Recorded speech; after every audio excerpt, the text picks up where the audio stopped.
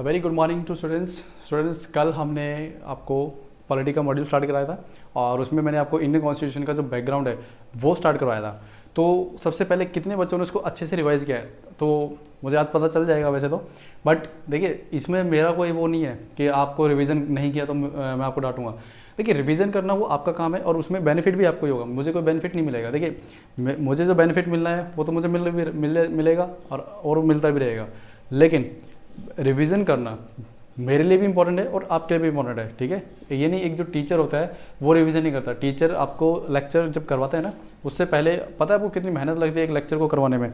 ठीक है, जब हम छोटे होते हैं तो हम ये सोचते हैं कि टीचर बनना बहुत ही ईजी लगता है। ठीक है, लेकिन टीचर जो है ना उसको क्या है कि हम वैसे तो फ्रेंड्स में कुछ भी बोल सकते हैं, लेकिन जब एक वही बच्चा जब बड़ा होकर टीचर बनता है तो उसको क्या होता है काफ़ी चीज़ों का ध्यान रखना पड़ता है। क्योंकि देखिए टीचर अगर गलत समझाएगा तो बच्चों को भी गलत सीखने को मिलेगा और फिर बाद में क्या होगा वो इम्पैक्ट सोसाइटी में देखने को मिलता है। इसलिए अगर एक टीचर जो है वो सोसाइटी के अंदर चेंज लाता भी है। ठीक है, इसलिए भी बोला जाता है टीचर जो है फर्स्ट जो है ना वो सोसाइटी के अंदर चेंज लेके आता है। हम इंडिविजुअल भी लेके आते हैं बट टीचर लार्ज इम्पैक्ट पे लेके आ सकता है। क्लियर? ओके, तो सबसे पहले देखिए मैं आपको आज का लेक्चर स्टार्ट करने से पहले मैं आपको ये बता देता हूँ कि हम थोड़ा सा पहले पीछे का बैकग्राउंड जो हमने कल डिस्कस किया था एक बार मैं आपको रिवाइज करवा देता हूँ ताकि आपको ये ना पता कन्फ्यूजन ना हो। क्योंकि कुछ बच्चे ऐसे होंगे जो फर्स्ट लेक्चर ना देख के सीधा डायरेक्ट आज का सेकंड लेक्चर देखेंगे, तो उनके लिए मैं थोड़ा सा बैकग्राउंड बना देता हूँ ताकि वो जब आज का लेक्चर देखें तो उन्हें ऐसा ना लगे कि बिल्कुल ये कुछ हमें तो समझ में ही नहीं आ रहा है ना। होता है, हम जब अपने टाइम पे पढ़ते थे हम भी ऐसे ही करते थे कि बीच के कोई भी एक लेक्चर उठा लिया स्टार्ट कर दिया, है ना। तो ये थोड़ा सा क्या होता है गलतियाँ होती है, उस चीज़ से हमें बचना भी चाहिए। ठीक है, तो हम क्या कर रहे थे अपना इंडियन पॉलिटी कर रहे थे। हाँ, एक चीज़ मुझे ना फीडबैक में कल मुझे मैसेज आया था बच्चे का कि सर आप जो करवा रहे हैं वो ठीक है, लेकिन ये जो बोर्ड पे आप लिख रहे हैं ना इसको थोड़ा सा ना अपने लेटर्स को बड़ा करके लिखिए। तो आज मैंने इस चीज़ को एक्सेप्ट किया है क्योंकि कल मैंने ना ये देखा लैपटॉप या कंप्यूटर पे देखने में कोई प्रॉब्लम नहीं हो रही है, वो उसमें अच्छा दिख रहा है, लेकिन हर बच्चे के पास लैपटॉप कंप्यूटर नहीं हो सकता है। कुछ बच्चे जो है फ़ोन में देख रहे होंगे लेक्चर्स को, तो उनके लिए जो है ना वो फ़ॉन्ट विजिबल नहीं है। तो मैंने भी यही देखा कि फ़ोन में हाँ सही से नहीं दिख रहा था। क्लियर? तो मैं आज इसलिए मैंने आपको ना थोड़े बड़े लेटर्स में लिख के दिखाया और मुझे अभी फ़ोन की स्क्रीन जितने साइज़ मैंने करके देखा हुआ तो उसमें मुझे दिख रहा है ये। ओके, तो हम क्या कर रहे थे कल, हम कर रहे थे बैकग्राउंड। बैकग्राउंड किसका कर रहे थे? बताइए, बैकग्राउंड किसका कर रहे थे? ऑब्वियस इंडियन कॉन्स्टिट्यूशन का कर रहे थे ना। इंडियन कॉन्स्टिट्यूशन को जब हम पढ़ रहे थे तो हमने पहले तो ये जानने की कोशिश की कि ये आया कैसे हमारे पास। ये जो इसके अंदर प्रोविजंस आज हम पढ़ते हैं, आर्टिकल्स, शेड्यूल्स, ये सारे चीज़ें जो हमें आज मिली हैं, क्या इसके पीछे कोई स्टोरी है? तो वो स्टोरी हमने जानने की कोशिश की थी। तो सबसे पहले मैंने आपको यहाँ पे ना एक यूरोपियन पावर्स जो इंडिया के अंदर आए उसका क्रोनोलॉजी लिख के भी बताया था कि सबसे पहले कौन आया, वो मैंने आपको बताया था। फिर मैंने आपको ब्रिटिशर्स के बारे में थोड़ा सा ब्रीफली बताया था, ज़्यादा एक्सप्लेन नहीं किया था क्योंकि एक्सप्लेनेशन आपको मैं इंडियन जो हिस्ट्री है, मॉडर्न हिस्ट्री, उसमें बताऊंगा। तो उसमें मैंने आपको बताया था कि ब्रिटिशर्स का जो मेन मोटो क्या था इंडिया में आने का, वो क्या था। स्टार्टिंग में ट्रेडिंग था, लेकिन ट्रेडिंग करने के बाद जब उनको बक्सर की फाइट करने को जीतने के बाद उनको जब दीवानी राइट मिल गया था 1765 में, तो वहाँ से उनको एक पावर और मिल गई। वो क्या थी? एडमिनिस्ट्रेशन की। एडमिनिस्ट्रेशन जब उनके पास आया तो धीरे धीरे उन्होंने क्या करा, पॉलिटिकल अफेयर्स में भी अपने पैर जमाने स्टार्ट कर दिए। क्लियर? तो यहाँ से इंडियन जो ब्रिटिशर्स की जो स्टोरी है वो यहाँ से स्टार्ट होती है हमारी। फिर मैंने आपको ना जो बैकग्राउंड था उसमें मैंने आपको बताया था कि कुछ एक्ट्स बने थे हमारे जिसका इम्पैक्ट हमारे इंडियन कॉन्स्टिट्यूशन में देखने को मिलता है। वो एक्ट्स मैंने आपको दो बेसिस पे डिवाइड करवाया था, मैं एक बार लिख देता हूँ कौन कौन से बेसिस थे वो। सबसे पहले बेसिस जो मैंने आपको बताया था वो था कि जब कंपनी खुद यहाँ पे रूल कर रही थी इंडिया में। क्लियर? और दूसरा बेसिस मैंने आपको बताया था कि जब क्राउन ने सारी पावर जो है अपने पास ट्रांसफर कर ली थी। क्लियर?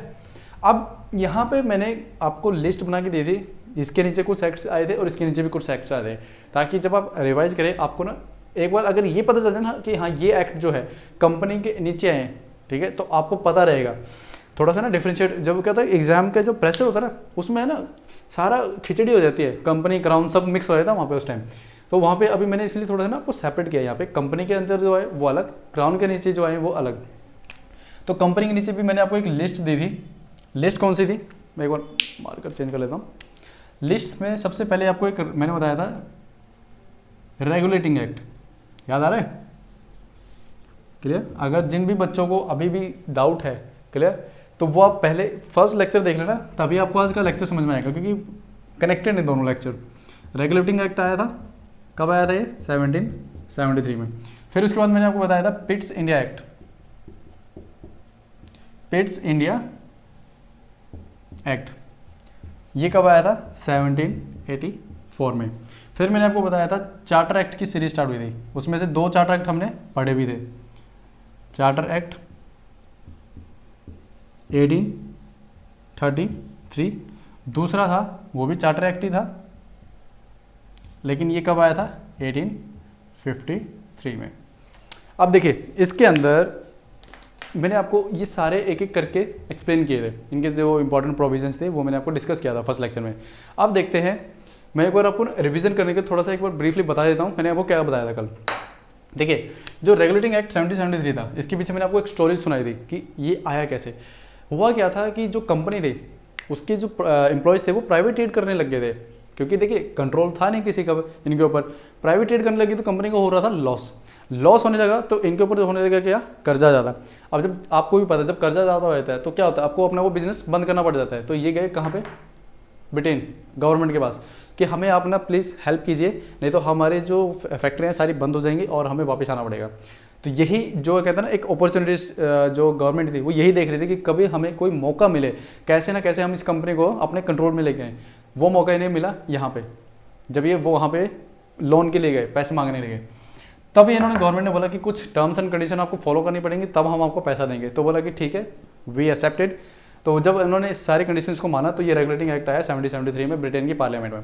यहाँ पे इनको क्या बोला गया था कि इसके मैंने इंपॉर्टेंट फीचर्स में आपको क्या बताया था कि ये एक्ट क्यों इंपॉर्टेंट था। सबसे पहले यहाँ से सेंट्रलाइज पावर स्टार्ट होती है, क्लियर। दूसरा जो आपका ये था, मैंने आपको ये बताया था ना कि जो गवर्नर जनरल था बंगाल का, उसको क्या डेजिग्नेशन दी गई थी कि उसको बनाया दिया था governor general of Bengal.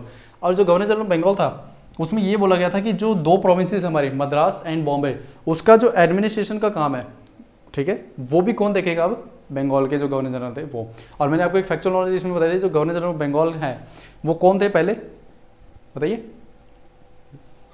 Yes, Lord Warren Hastings, clear. ये ना ये जो फैक्चुअल नॉलेज है ये वैसे यूपीएससी के अंदर नहीं पूछे जाते डायरेक्ट, लेकिन हाँ कई बार क्या होता है कुछ एग्जाम्स में आ जाता है, और जैसे सीएपीएफ का एग्जाम है उसमें आ जाती हैं ये चीज़ें। तो इसलिए मैं क्या है कि मैंने आपको क्या बताया था कि जो मैं आपको पढ़ाऊंगा वो ऐसा नहीं किसी एक एग्जाम को पर्टिकुलर टारगेट करके पढ़ाऊंगा, मैं आपको फैक्चुअल प्लस में स्टोरी दोनों चीज़ें बताऊँगा। फिर मैंने आपको बताया था कि जो उसके बाद में रेगुलेटिंग एक्ट में एक बॉडी इन्होंने और बनाई थी जो इनका पॉलिटिकल और एडमिनिस्ट्रेशन अफेयर्स दोनों देखेगी। बताया था या नहीं, याद आ रहा है? ठीक है। और उस बॉडी का नाम इन्होंने क्या दिया था? Board of directors, board of directors, clear. तो ये तो क्या थे हमारे इसके रेगुलेटिंग एक्ट के 1773 के कुछ प्रोविजन थे। फिर हमने आए थे पिट्स इंडिया एक्ट के ऊपर। पिट्स इंडिया एक्ट के पीछे मैंने आपको स्टोरी बताई थी कि इसका नाम इस पे क्यों पड़ा है, पिट्स पे, क्योंकि जो वहाँ के प्राइम मिनिस्टर थे उस टाइम विलियम पिट, उन्हें लगा कि जो रेगुलेटिंग एक्ट है कुछ थोड़ा सा ना हल्का रह गया, ये इसमें कुछ कमी है। कमी क्या थी कि जो पॉलिटिकल अफेयर्स है वो अभी भी किसके हाथ में थे? कंपनी के हाथ में थे। तो कहीं ना कहीं जो रिपोर्ट ही हमें देते हैं, हो सकता है कुछ फेक रिपोर्ट बना के दे दें कि कंपनी देखो इतना अच्छा कर रही है, प्रॉफिट कमा रही है, लेकिन बाद में पता चले कि हमसे धोखा कर रहे हैं ये। तो इन्होंने क्या करा, विलियम पिट ने वो सोचा कि कुछ अमेंडमेंट करते हैं इसमें, और तब ये 1784 के अंदर ये अपने वहाँ के पार्लियामेंट में ये लेके आते हैं। अब इसमें इसके प्रोविजंस क्या थे? प्रोविजंस में ये था कि जो एग्जीक्यूटिव काउंसिल यहाँ पे बनाई थी गवर्नर जनरल की 4 मेंबर्स की, उसको डिवाइड किया गया। उसको ये बोला गया कि अब आप क्या करोगे, आपको पॉलिटिकल अफेयर्स नहीं देखना है, पॉलिटिकल अफेयर्स के लिए हम एक अलग बॉडी बनाएंगे, आपको क्या करना है, सिर्फ एडमिनिस्ट्रेशन देखना है। पॉलिटिकल अफेयर्स के लिए इन्होंने क्या बनाया था? Board of control. और इनके लिए दूसरी जो बोर्ड ऑफ डायरेक्टर्स थी वो ऑलरेडी इनके साथ काम कर ही रही थी। तो यहाँ से ना ड्यूल सिस्टम स्टार्ट हो गया था, ड्यूल गवर्नमेंट का, यानी कि एक गवर्नमेंट जो थी इनकी जो कंपनी की वो क्या देख रही थी? Political affairs. दूसरी क्या देख रही थी? आपकी एडमिनिस्ट्रेशन। जो बोर्ड ऑफ कंट्रोल था वो डायरेक्ट रिपोर्ट करता था ब्रिटिश गवर्नमेंट को, क्योंकि वो ब्रिटिश गवर्नमेंट खुद अपॉइंट करती थी उनको, ठीक है। तो वो तो उनके पास ट्रस्ट था कि जो रिपोर्ट करेंगे वो सारी सच करेंगे। तो ये था। दूसरा मैंने आपको बताया था कि पिट्स इंडिया एक्ट के अंदर फर्स्ट टाइम ऐसा हुआ था कि जो इन्होंने ये बोला था कि जो कंपनी की जितनी भी टेरिटरीज है इंडिया के अंदर, वो सारी अब किसके अंडर मानी जाएंगे, कंपनी के अंडर। ये ऐसा इन्होंने पहली बार बोला था, इससे पहले नहीं बोला था। उसके बाद मैंने आपको कराया था चार्टर एक्ट 1833।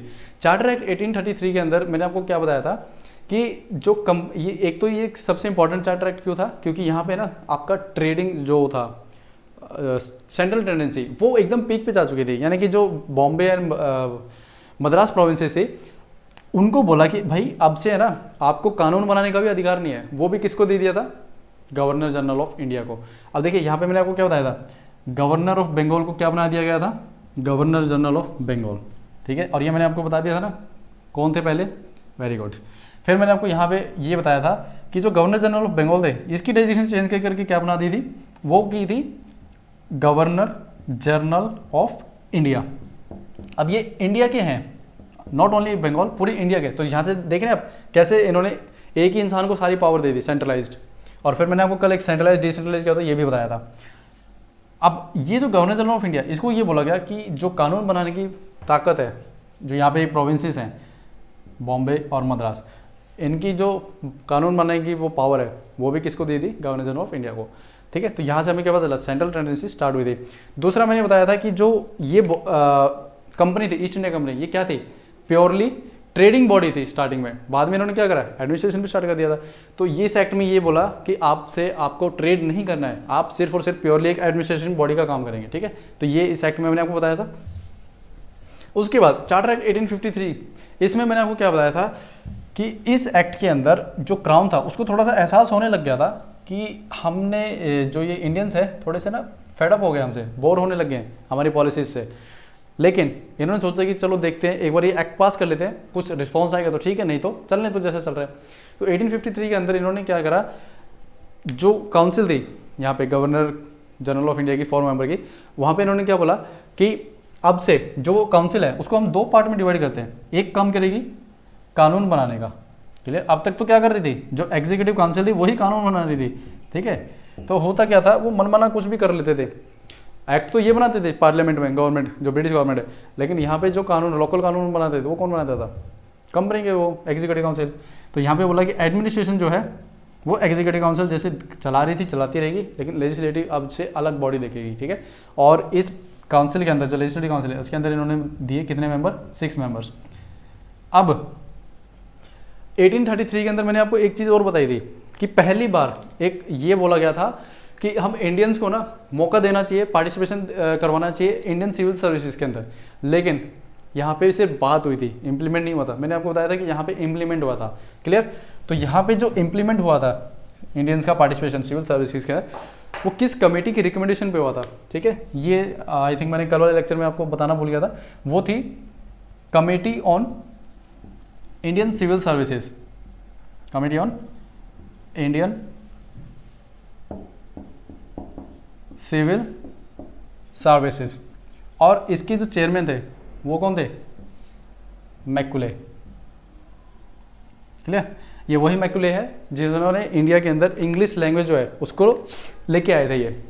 और आज जो हम इंग्लिश पढ़ रहे हैं वो सारी देन किसकी है, इन्हीं मैकुले जी की है, क्लियर। तो ये तो हमारा था क्या, कल का जो हमने पढ़ा था। अब से स्टार्ट करेंगे अब क्या, क्राउन के अंदर। तो अभी देखिए जिन भी बच्चों ने कल का लेक्चर कराया है तो उनका तो ये क्या कहते हैं एकदम से पक्का हो गया होगा, रिवीजन उन्होंने खुद भी किया और साथ में मेरे साथ भी दोबारा कर लिया। अब हम करेंगे क्या, जो क्राउन के अंडर आए थे, क्राउन के अंडर जो आए थे उनकी देख लेते हैं। मैंने आपको कल वैसे लिस्ट लिखा दी थी बट फिर भी मैं एक बार मेंशन कर देता हूँ। सबसे पहला GOI एक्ट आया था, ये कब आया था, 1858 में।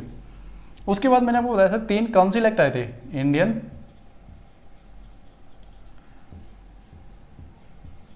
काउंसिल एक्ट 3 आए थे। कौन कौन से थे, ये तो 1861 में आया था, एक आया था आपका 1892 में और एक आया था आपका 1909 में। फिर आपका आया था GOI एक्ट 1919 में, क्लियर। फिर आपका आया था क्या, again government of India act GOI act 1935 में। ये मैंने आपको कल बताया था, थोड़ा सा ना इम्पोर्टेंट है, वो भी क्यों अभी पता चल जाएगा वो। फिर आपको मैंने बताया था एक और आया था जिससे हमें आज़ादी मिली थी, वो थी क्या, इंडियन इंडिपेंडेंस एक्ट, और ये कब आया था 1947 में। यही इसी एक्ट से हमें क्या मिली थी, आज़ादी मिली थी। अब देखिए सबसे पहले हम डिस्कस करेंगे गवर्नमेंट ऑफ इंडिया एक्ट 1858 को। देखिए जब आपको पता है एक ईयर जो है ना, ये सभी बच्चों को याद रहता है 1857, याद है कि नहीं यार, क्या हुआ था इसमें। देखिए 1857 ये जो ईयर है, इसमें ना इंडिया की हिस्ट्री में एक अलग से हम चैप्टर पढ़ेंगे मॉडर्न हिस्ट्री में, ये पूरा चैप्टर इस पर। तो इसमें हुआ क्या था, जो कंपनी की पॉलिसीज थी, मैंने आपको बताया ना क्राउन को, जो वहाँ की गवर्नमेंट थी ब्रिटिश गवर्नमेंट, उनको पता चल गया था, तो उनका ऑलरेडी एक प्लान था। अगर देखिए ये जो उन्होंने एक्ट पास किया था, चार्टर एक्ट 1853, उन्होंने क्या बोला था कि लेट्स सी अगर कुछ होता है तो हम देखते हैं क्या होगा, नहीं तो हमारी जो एक्ट जैसे चल रही है चलने दो। तो यहाँ पे जब 1857 में इंडियंस खड़े हो गए विद्रोह में, तो तब उन्हें रियलाइज़ हुआ, क्लियर। लेकिन वो विद्रोह इन्होंने जो सक्सेसफुली इसको दबा दिया, उसके पीछे रीज़न क्या वो भी हम पूरा डिटेल में पढ़ेंगे। अभी तो क्या हम इंडियन पॉलिटी कर रहे हैं, ठीक है। अब इंडियन पॉलिटी के अंदर ये जो पोर्शन है ना कॉन्स्टिट्यूशन को समझना, इसमें ना आपका ये मान के चलो जो चार्टर एक्ट वगैरह ये सारे आपके मॉडर्न हिस्ट्री का पार्ट कवर हो जाता है।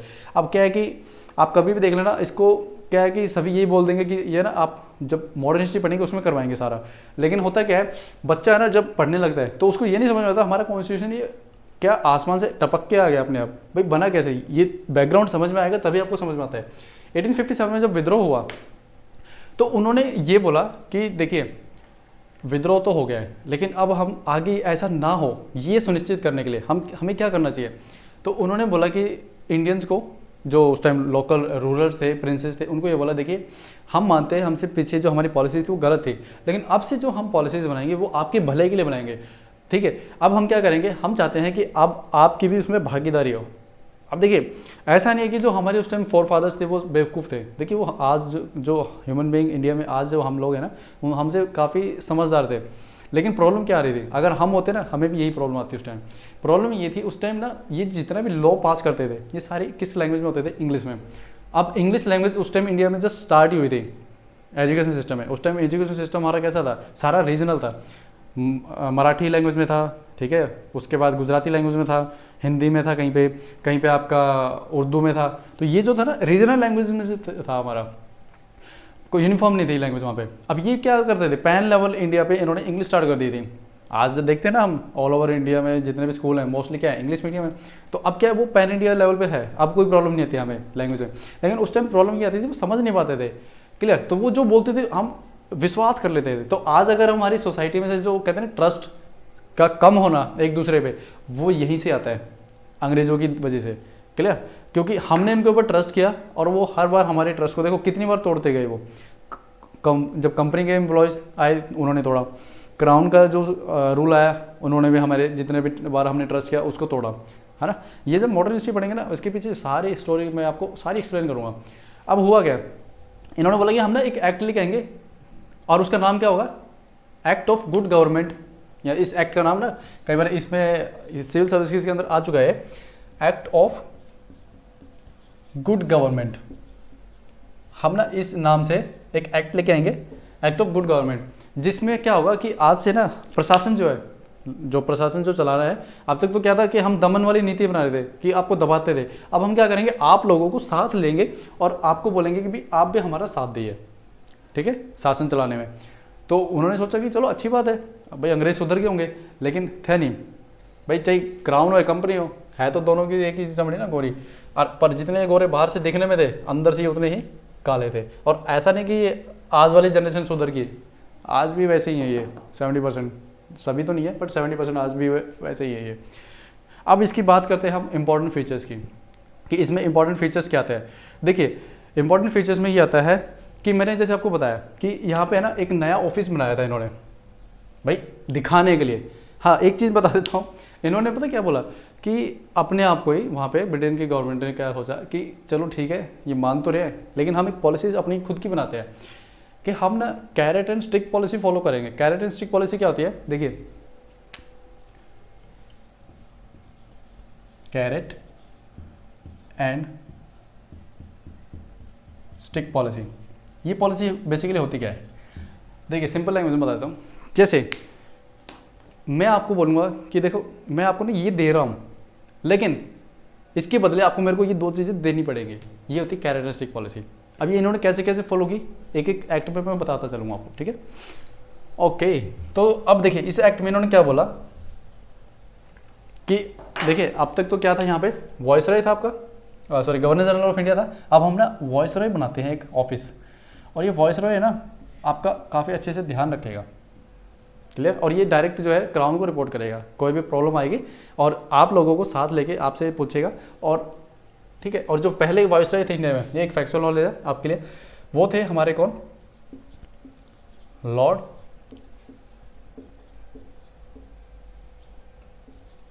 Lord Canning. लॉर्ड कैनिंग ये इन्होंने काफ़ी इंपॉर्टेंट रोल प्ले किया है हमारे जो कॉन्स्टिट्यूशन के जो ये थे, ठीक है। अब वो बताता हूँ कैसे कैसे। अच्छा, उसके बाद इन्होंने क्या किया था, इन्होंने बोला कि हम ना जो डबल गवर्नमेंट हमारे सिस्टम चलता आ रहा था, अभी जैसे रेगुलेटिंग एक्ट में मैंने बताया था ना आपको, पिट्स इंड एक्ट में, कि इन्होंने 2 पार्ट्स में डिवाइड किया था। एक तो जो कानून बनाएगा, सॉरी जो पॉलिटिकल अफेयर्स देखेगा, और जो एक आपका एडमिनिस्ट्रेशन देखेगा, यानी डबल गवर्नमेंट सिस्टम चलाया था पिट्स इंड एक्ट में। लेकिन इन्होंने बोला कि हम जो है वो यहाँ पे अबॉलिश कर रहे हैं इस एक्ट में, क्लियर। तो जिससे होगा क्या, अभी क्या है, पहले तो 2 तरफों को सुनना पड़ता था, एक बार इस चीज़ के लिए उसके पास जाओ, इस चीज़ के लिए इसके पास जाओ, क्लियर। तो इसमें क्या होता था, लोगों का नुकसान हो रहा था। तो इन्होंने बोला कि देखिए हम ये खत्म कर रहे हैं, तो इसमें आप ही का भला है, क्लियर। फिर उसके बाद इन्होंने क्या बोला था कि अब है ना एक ऑफिस और बनाएंगे, वो है किसका, सेक्रेटरी ऑफ स्टेट का। मैं सेक्रेटरी की फुल फॉर्म नहीं लिख रहा, शॉर्ट में लिख रहा हूँ, सेक्रेटरी ऑफ स्टेट हम ये बनाते हैं। अब ये सेक्रेटरी ऑफ स्टेट क्या करेगा, देखिए हो सकता है कि वाइसरॉय पहले वाले जैसे गवर्नर जनरल थे उनकी तरह कुछ मनमानी कर दे, तो उसकी रिपोर्ट जो है ना सेक्रेटरी ऑफ स्टेट किसको देगा, हमें देगा। अब ये सेक्रेटरी ऑफ स्टेट होता कौन था, सेक्रेटरी ऑफ स्टेट बेसिकली जो ब्रिटेन की गवर्नमेंट थी ना, जो वहाँ की पार्लियामेंट है, जैसे आज हमारी इंडिया की जो गवर्नमेंट है उसके अंदर कुछ कैबिनेट के मेंबर्स होते हैं, ठीक है ना। तो ऐसे ही वहाँ की जो गवर्नमेंट होती थी उसमें उसका एक कैबिनेट का मेंबर होता था, और उस मेंबर को क्या बोला जाता था कि आप है ना सेक्रेटरी ऑफ स्टेट बन जाओ इंडिया के लिए, और आपका काम क्या है, जो भी छोटी मोटी चीज़ें होंगी वो आप हमें पार्लियामेंट में इन्फॉर्म करते रहोगे, क्लियर। अब देखिए सेक्रेटरी ऑफ स्टेट को असिस्ट करने के लिए इन्होंने क्या बोला कि आपको ना एक 15 मेंबर की काउंसिल दे देते हैं, जो आपको असिस्ट करेगी, आपके हर छोटे मोटे जो डिसीजन होंगे उसमें ये एडवाइस देगी, ठीक है। डिसीजन ये नहीं डिसाइड करेगी, डिसीजन ये लेंगे, लेकिन ये सिर्फ एक एडवाइजरी बॉडी थी। जैसे फॉर एग्जांपल आज जो पीएम है हमारे, उनको एडवाइस करने के लिए एक अलग से बॉडी है जिसको हम क्या बोलते हैं, नीति आयोग। तो नीति आयोग क्या है, हर एक छोटी छोटी चीज़ों पे जो डिसीजन होते हैं उसका फैसला तो पीएम ही करते हैं, पीएम जो ऑफिस है वो करता है, लेकिन वो जो है नीति आयोग, जैसे स्मार्ट सिटीज़ है, ये सारे क्या है, सारी एडवाइस नीति आयोग ने ही दी है पीएमओ को, क्लियर। अच्छा, उसके बाद यहाँ पे हमारा ये खत्म हो जाता है, इसमें और कुछ नहीं था गवर्नमेंट ऑफ इंडिया एक्ट 1858 में। अब बात आती है दूसरे वाले एक्ट की, इंडियन काउंसिल एक्ट 1861। अब देखिए जो इंडियन काउंसिल एक्ट है, ये जो एक्ट है ये थोड़ा सा इंपॉर्टेंट भी है, क्योंकि इसके कुछ प्रोविजंस आज हमें अपने कॉन्स्टिट्यूशन में देखने को मिलते हैं, तो इसको आपको थोड़ा सा ध्यान से सुनना है।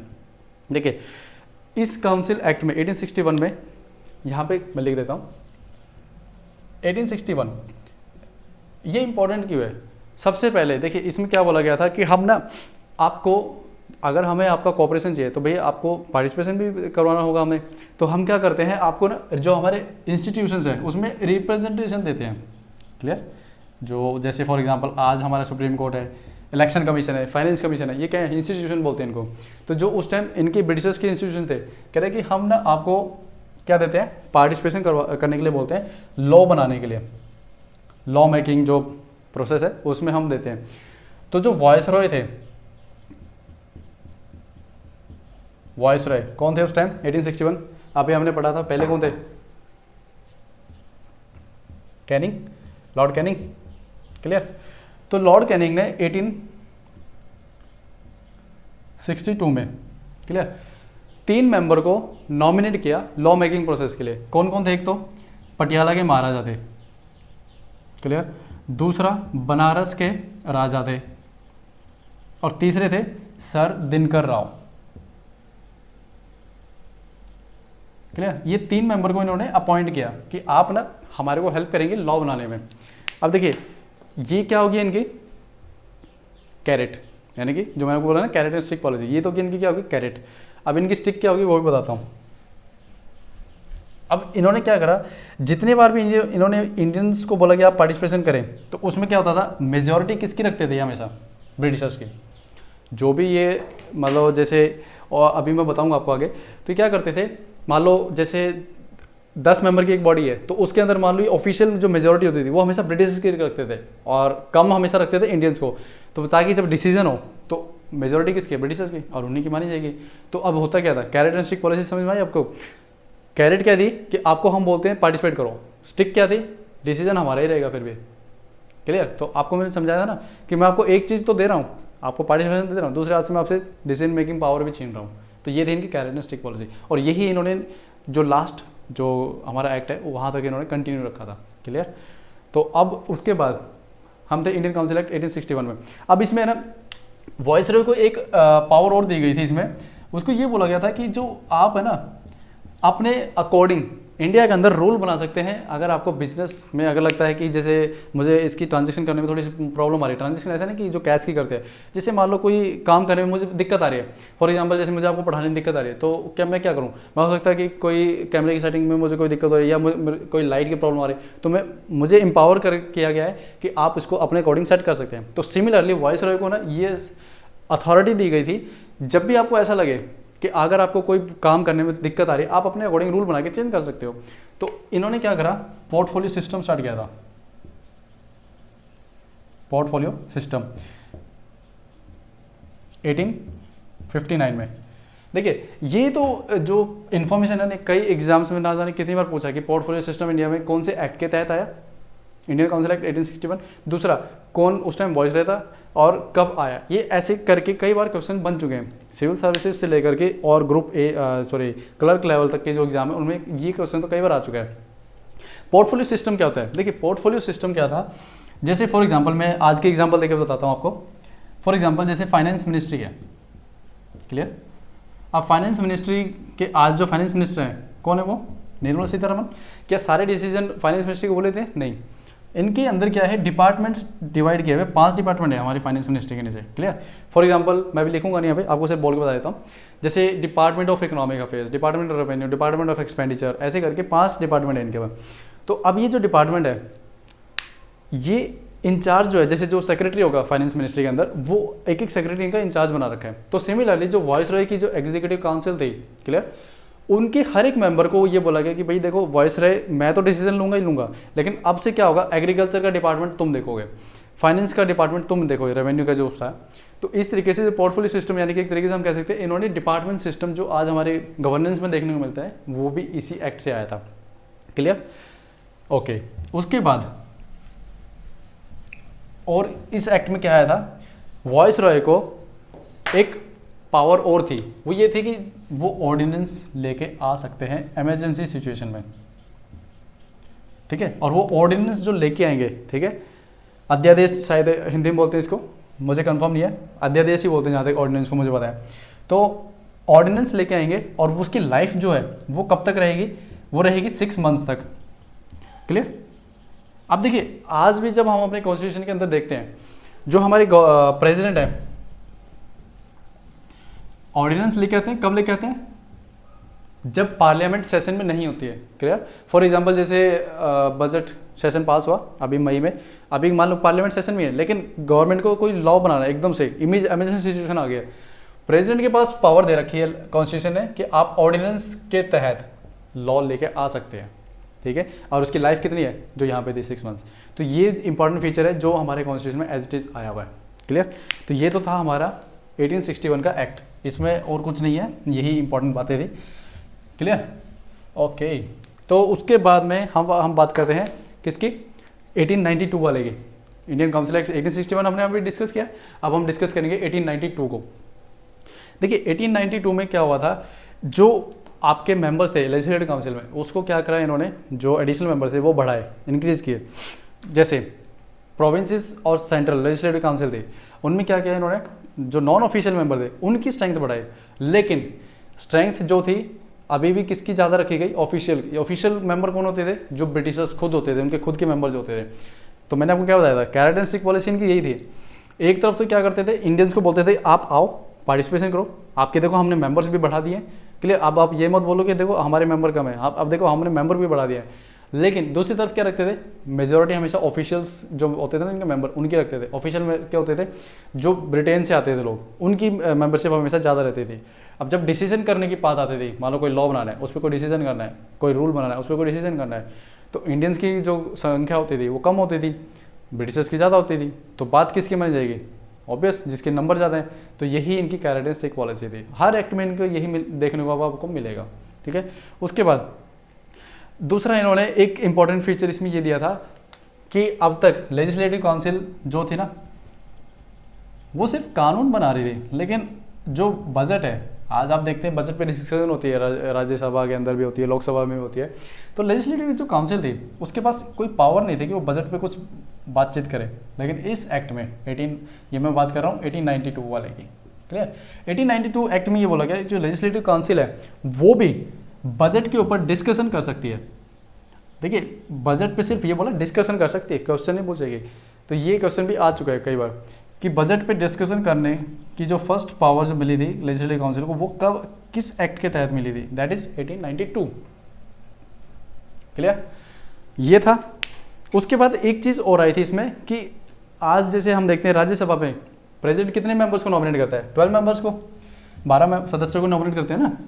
तो उसमें भी जैसे ये जो एक इस एक्ट में भी यही आया था, उसमें ये बोला गया था कि जैसे एक तरफ हमारे कौन है, ऑल ओवर इंडिया लेवल पे वाइस रॉय, क्लियर, और दूसरी तरफ कौन है, गवर्नर्स, जो लोकल प्रोविंसेस थी।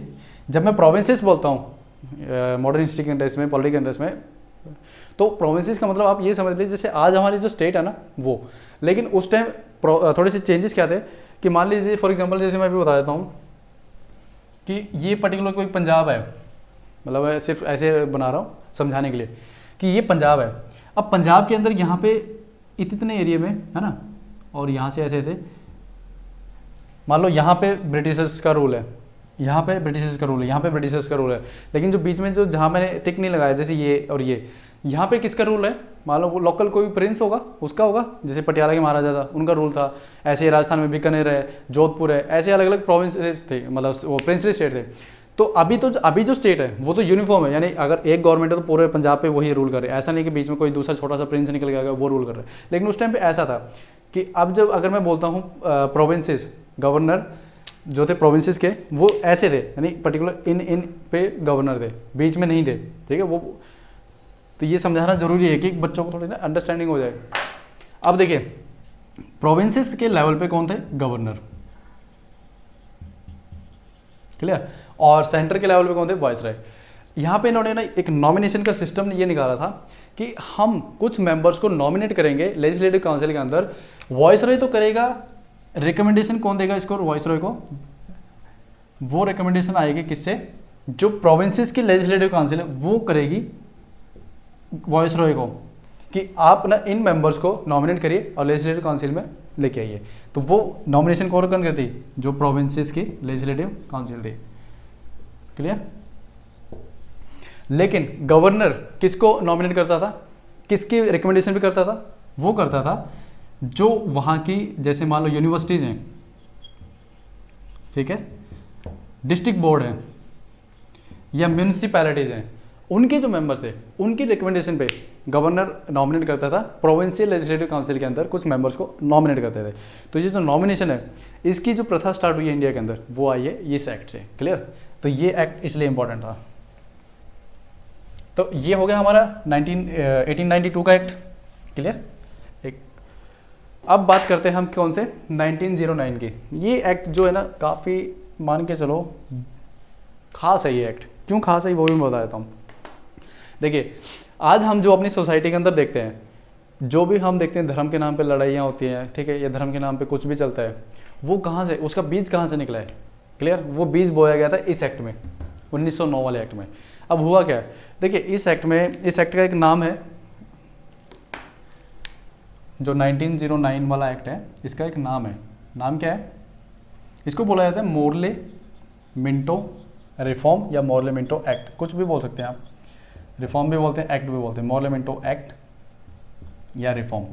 रिफॉर्म इसलिए बोलते थे कि देखिए हम कोई कानून नहीं लाए, हम सिर्फ सुधार लाए हैं आपके समाज के लिए, आपकी सोसाइटी के लिए, गवर्नेंस के लिए। अब देखिए सुधार कैसा वो बताता हूँ मैं, ठीक है। अब देखिए हुआ क्या, इन्होंने सबसे पहले क्या बोला कि जो आपकी लेजिस्लेटिव काउंसिल है प्रोविंसेस लेवल पे और सेंट्रल लेवल पे, हम उसके अंदर मेंबर्स की जो स्ट्रेंथ है उसको बढ़ाना चाहते हैं। कैसे? जो सेंट्रल लेवल पे थी, सेंट्रल लेवल पे जो लेजिस्लेटिव काउंसिल थी उसके अंदर इन्होंने बोला कि अभी 16 मेंबर है, हम इसको बढ़ा के करना चाहते हैं 16 से 60, ठीक है, ओके। प्रोविंसेस में इन्होंने बोला कि प्रोविंसेस में भी बढ़ाएंगे लेकिन यूनिफॉर्म नहीं रहेगा वहाँ पे, क्लियर। प्रोविंसेस में यूनिफॉर्मिटी नहीं थी, यूनिफॉर्मिटी मतलब एक जैसे नहीं थे। मान लो जैसे आज के कंटेक्स्ट में देखते हैं, एक बार थोड़ा इरेज कर देता हूँ। जैसे आज के कंटेक्स्ट में देखता हूँ, हरियाणा के अंदर कितने एमएलए की सीट होती है? 90, असेंबली इलेक्शंस की बता रहा हूँ। अभी वेस्ट बंगाल में इलेक्शन में वहाँ कितनी सीट्स हैं? 294। क्या आज यहाँ पे सीट्स सेम है? नहीं है ना। तो सेम इन्होंने यही बोला कि प्रोविंसेस में जो सीट है वो बढ़ाएंगे बट यूनिफॉर्मिटी नहीं रहेगी, क्योंकि किसी प्रोविंसेस का साइज बड़ा है, किसी का छोटा है, तो उसके अकॉर्डिंग पॉपुलेशन के अकॉर्डिंग हम कुछ कंडीशन होगी, उसके अकॉर्डिंग उनकी सीट डिसाइड करेंगे लेजिस्लेटिव काउंसिल में, क्लियर। तो ये था। उसके बाद इस एक्ट में और क्या बोला गया था कि एक ना कम्युनल रिप्रेजेंटेशन का स्टार्ट किया था इन्होंने। कम्युनल रिप्रेजेंटेशन क्या होता है? देखिए कम्युनल रिप्रेजेंटेशन में इन्होंने क्या बोला था कि हम ना एक कम्युनिटी को रिप्रेजेंटेशन देंगे। कम्युनल रिप्रेजेंटेशन, एक वर्ड होता है कम्युनल और ये जो मैंने भी लिखा है, और एक होता है कम्युनिज्म। कई बार बच्चे ना इसमें कंफ्यूज होते हैं, अभी बताता हूँ मतलब इनका डिफरेंस क्या है। कम्युनल रिप्रेजेंटेशन,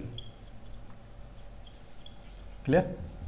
अब देखिए कम्युनल रिप्रेजेंटेशन में क्या बोला था इन्होंने, ये बोला कि देखिए जो मुस्लिम कम्युनिटी है वो इंडिया में माइनॉरिटी है। इंडिया में उस टाइम क्या बोलते जाता था कि हिंदू जो है मेजोरिटी में है, मुस्लिम माइनॉरिटी है, तो हम इनको थोड़ा सा रिप्रेजेंटेशन देने के लिए एक अलग से कम्युनल रिप्रेजेंटेशन निकाल रहे हैं। जो क्या होगा, अब ये है क्या, ये एक बार मैं समझा देता हूँ आपको, उसके बाद मैं लिख दूंगा।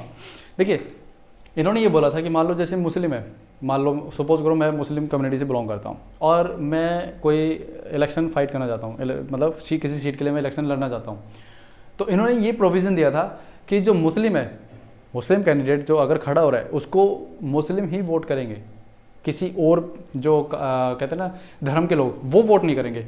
जैसे मान लो ये एक पर्टिकुलर एरिया है जहाँ से मैं खड़ा हुआ हूँ, मैं मुस्लिम कम्युनिटी से बिलोंग करता हूँ और मैं इस पर्टिकुलर एक टेरिटरी से खड़ा हुआ हूँ, यहाँ पे अकेले मुस्लिम नहीं रहते हैं, जैसे मान लो सिख भी रहते हैं, हिंदू भी रहते हैं, क्रिश्चियंस भी रहते हैं, बौद्ध, जैन, ये सारे रिलीजन के लोग रहते हैं, बट मैं खड़ा हुआ हूँ, ठीक है। और अब मुझे जो वोट करेंगे वो कौन करेंगे? Only Muslim. ये बाकी जो कम्युनिटी है ये वोट नहीं करेंगे। इसका अब देखिए अंग्रेज़ों को बेनिफिट क्या हुआ और हमें नुकसान क्या हुआ। नुकसान ये हुआ, मान लीजिए ये सारे माइनॉरिटीज़ में हैं इस टेरिटरी के अंदर, और यहाँ पे मान लीजिए हिंदू भी हैं, है ना। अब हुआ क्या, मुझे ये श्योरिटी है कि अगर मैं खड़ा हूँगा तो मैं जीतूंगा। क्यों? वोटिंग कौन करेगा? मुस्लिम, और मुस्लिम मुझे ही वोट डाल देंगे और किसी को डाल भी नहीं सकते। तो यहाँ पे और कोई खड़ा भी नहीं हुआ, मैं ही खड़ा हुआ, मैं जीत गया। अब मेरे यहाँ पे पॉसिबिलिटी क्या हो सकती है, अंग्रेज मुझे क्या करेंगे? भड़काएंगे दूसरे रिलीजन के खिलाफ, और यही उन्होंने किया। तो ये इनकी क्या थी? Carrot and stick policy. Carrot क्या थी मुस्लिम्स को कि तुम्हें हम रिप्रेजेंटेशन देंगे क्योंकि तुम पिछड़े हो, हिंदू देखो कितने आगे हैं, तुम पिछड़े हो ना, तुम्हारे पास एजुकेशन है ना कुछ और है, तो तुम्हें हम रिप्रेजेंटेशन देंगे। अब हुआ क्या, बाकी जो कम्युनिटी थी उनमें ये फीलिंग आ गई हेट्रेड की कि यार ये जो है ना हमारे साथ गलत कर रहे हैं, और वो गलत क्यों कर रहे थे? अंग्रेज करवा रहे थे, ठीक है। अब वो हमारे जो उस टाइम के फोर फादर थे वो उनकी पॉलिसीज़ को समझ नहीं पा रहे थे। क्लियर? क्यों नहीं पा रहे थे? मैंने आपको रीज़न बता दिया, लैंग्वेज थोड़ा बैरियर कर रही थी उस टाइम। तो ठीक है, ये इन्होंने एक तो सिस्टम स्टार्ट किया था। और आज जो मैंने आपको बताया ना सोसाइटी के अंदर जो हमें देखने को मिलता है धर्म के नाम पे जो फाइट्स होती हैं, जो भी है, ठीक है, इलेक्शंस के टाइम पे कुछ इशूज़ आते हैं ऐसे ही, तो वो सारे जो है ना, इसका बीज कब बोया गया था? 1909 के इस एक्ट में। देखिए 100 साल से ज़्यादा हो गए। हालांकि 1950 में जब हमारा संविधान बन के तैयार हुआ उस टाइम ये चीज़ें सारी हटा दी गई थी, लेकिन फिर भी देखिए 30 साल जो भी 30 से 40 साल जो भी ये रहा, उसका इम्पैक्ट आज भी हमारी सोसाइटी में देखने को मिलता है कि आज भी हम जो है ना इकट्ठे नहीं हैं। क्लियर? और इसी चीज़ का जो है ना चाइना फ़ायदा उठा रहा है। ये जो छोटे छोटे इशू है ना, हमें लगता है, लेकिन ये बहुत बड़ी इशू है। और ये जब हम इंटरनेशनल रिलेशन करेंगे ना, इस पर देखेंगे इंडिया को कैसे इम्पेक्ट पड़ता है दूसरे जब देशों से डील करते हैं, ठीक है। बाकी ये तो अभी हमारा क्या है, पॉलिटी है, ये क्या है, सारे सब्जेक्ट आपस में कनेक्ट है। जब हम पढ़ते हैं ना, इंटरेस्ट तभी बनता है जब हम करेक्ट करना जानने जाते हैं। क्लियर। अच्छा, उसके बाद 1909 में एक्ट में क्या बोला गया था कि अब है ना, जो ये वाला एक्ट था 1892, इसमें तो जो लेजिस्लेटिव काउंसिल थी, इसमें इन्होंने क्या बोला था कि आप ना सिर्फ बजट पे डिस्कशन कर सकते हैं, यही बोला था ना। इसमें ये बोला कि डिस्कशन करने के साथ आप सप्लीमेंट्री क्वेश्चन भी पूछ सकते हैं आप बजट में। क्लियर। तो ये क्वेश्चन भी इसमें कई बार आ चुका है। बजट पे पहली बार डिस्कशन कब करने के लिए मिला था पावर, 1892 में। डिस्कशन करने के साथ साथ सप्लीमेंट्री क्वेश्चन कब पूछने लगे, 1909 में। आप 1 मिनट का मुझे ब्रेक दीजिए, मैं पानी पी लेता हूँ, क्योंकि ना गला काफ़ी सूख चुका है। आप भी अगर चाहें तो फ्रेश हो सकते हैं, और आप पानी पीना है पानी पी सकते हैं। मैं आपको 1 मिनट का ब्रेक दे रहा हूँ। ओके, सो अभी मैंने आपको ब्रेक दिया था, तो स्टार्ट हो गया ना, यस स्टार्ट हो गया। ओके, तो जल्दबाजी में देखिए पानी मेरे ना शर्ट पे ही गिर गया तो यही होता है जल्दबाजी में, कोई बात नहीं। हम बात कर रहे थे किसकी, 1909 वाले एक्ट के। तो इसमें इन्होंने एक तो ये बोला कि आप जो है ना, अब तक क्या था, बजट में आपसे डिस्कशन कर सकते थे, अब आपको क्या पावर दे दी गई है, आप डिस्कशन के साथ साथ आप क्या करेंगे, पार्टिसिपेट करेंगे क्वेश्चनिंग के अंदर भी। तो ये इन्होंने एक अच्छा काम किया। तो यही बस 1909 वाले एक्ट की हमारी वो थी। क्या मैंने आपको जो मेन बताना था कि इसमें कम्युनल रिप्रेजेंटेशन का स्टार्ट होता है। दूसरा, इस एक्ट को किस नाम से जाना जाता था, मॉर्लेमेंटो रिफॉर्म। हाँ, एक चीज़ मैं थोड़ा बताना भूल गया इसमें, कि जो ये मॉर्लेमेंटो रिफॉर्म जिसको बोलते हैं, मॉर्लेमेंटो एक्ट जिसको बोलते हैं, अब इसमें ना कई बार पूछ लिया जाता है कि उस टाइम सेक्रेटरी ऑफ स्टेट कौन था, या फिर आपका वॉइसरॉय कौन था। जैसे मॉर्ले, मैं नाम लिख देता हूँ दोबारा, मॉर्लेमेंटो, ये 2 नाम है। क्लियर। ये अलग नाम है, ये अलग नाम है। क्लियर। इसको हम जब इकट्ठा बोलते हैं हमें लगता है कि एक ही नाम है मॉर्लेमेंटो, बट ये अलग अलग नाम है। इसमें देखिए क्या हुआ था, जो मॉर्ले थे और मिंटो थे, कई बार ना एग्जाम में पूछ लिया जाता है कि सेक्रेटरी ऑफ स्टेट कौन था उस टाइम, या वॉइसरॉय कौन था। बच्चों को ना कन्फ्यूजन इसमें रहती है, यार मॉर्ले था या मिंटो था। अब देखिए, आपको मैं याद रखने का तरीका बताता हूँ। देखिए, आज हम अपने घर में सबसे पहले किसको तवज्जो देते हैं, जो हमसे बड़े हैं, देते हैं कि नहीं। क्लियर। तो अब मुझे एक बात बताओ, सेक्रेटरी ऑफ स्टेट ये बड़े थे या फिर वॉइसरॉय, बताइए। अगर आपने इस लेक्चर को ध्यान से सुना होगा ना, तो मैंने बता भी दिया था, ठीक है, क्लू मैं आपको दे चुका था। सेक्रेटरी ऑफ स्टेट बड़ा था या वॉइसरॉय बड़ा था, ऑब्वियस सेक्रेटरी ऑफ स्टेट बड़े थे, क्योंकि सेक्रेटरी ऑफ स्टेट कौन थे, कैबिनेट के मेंबर थे, जो ब्रिटिश गवर्नमेंट थी उसके कैबिनेट का मेंबर थे, और वहाँ की पार्लियामेंट में ही बैठते थे। तो ऑब्वियसली इनकी ज़्यादा पावर होगी ना, ये इंडिया में थे, और सेक्रेटरी ऑफ स्टेट और जो पार्लियामेंट के अदर मेंबर थे वही तो अपॉइंट करते थे वॉइसरॉय को। तो वॉइसरॉय ऑब्वियसली छोटे होते थे, ठीक है। तो ये थे। तो जिसका नाम पहले आएगा, भाई पहले हम किसको पूछते हैं, मानते हैं बड़ों को, तो पहले जिसका नाम आएगा वो क्या होगा, सेक्रेटरी ऑफ स्टेट। जिसका नाम बाद में आ रहा मिंटो, वो क्या है हमारा, वॉइसरॉय। याद रहेगा अब। क्लियर। एक बार इरेज कर देता हूँ। तो ये तो हमारा 1909 का एक्ट था। अब हम बात करेंगे गवर्नमेंट ऑफ इंडिया एक्ट 1919 की। क्लियर। 1919 एक्ट की बात करेंगे, इस वाले। देखिए, अब हुआ क्या, हमने 1909 तक पढ़ लिया। अब 1919 में क्या हुआ कि अगस्त 20 1917 के अंदर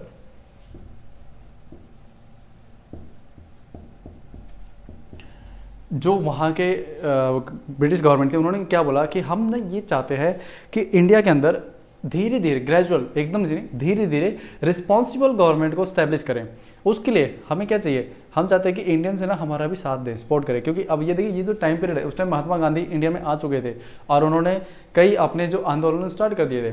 तो इसलिए इन्होंने ये स्टेटमेंट दी थी, ठीक है ना। क्योंकि मैंने आपको क्या बताया था, ये इनकी पॉलिसी तो कैरेट एंड स्टिक की थी, ये नहीं चाहते थे कि इंडिया को छोड़ें। यहाँ पे जहाँ पे आप देखना, आज जिन कंट्रीज़ को हम एडवांस मानते हैं, जैसे अमेरिका, यूरोपियन कुछ कंट्रीज़ हैं, ये जितनी भी एडवांस दिखती हैं, ये सारी किसके दम पे हुई हैं। जितना भी रिसोर्सेज इन्होंने एशियन कंट्री पर रूल किया है ना, उनका रिसोर्सेज को लूट के आज ये रिच बने हुए हैं। और आज जो है ना, मतलब एशियन कंट्रीज़ को बताते हैं कि आपको ऐसा करना चाहिए, ऐसा करना चाहिए। क्लियर। तो होता क्या है कि जब हिस्ट्री निकल जाती है ना, आपका जो पास बीत जाता है, कोई उसको याद नहीं करता है ना। इसलिए बोलते हैं पीछे ही जो हो जाता है उसको आगे, मतलब पीछे की चीज़ों को याद ना करके आगे बढ़िए। तो यही चीज़ है। अब यहाँ पे इन्होंने, नहीं तो इनको क्या बोलने की जरूरत थी 1917 में। रीज़न ये था, उनको पता था कि अभी अगर जैसे महात्मा गांधी लोगों को ना मोबिलाइज करने लग गए थे, इकट्ठा करने लग गए थे, तो इन्हें लगा कि अगर ऐसा कुछ हुआ तो लोग दोबारा विद्रोह कर देंगे।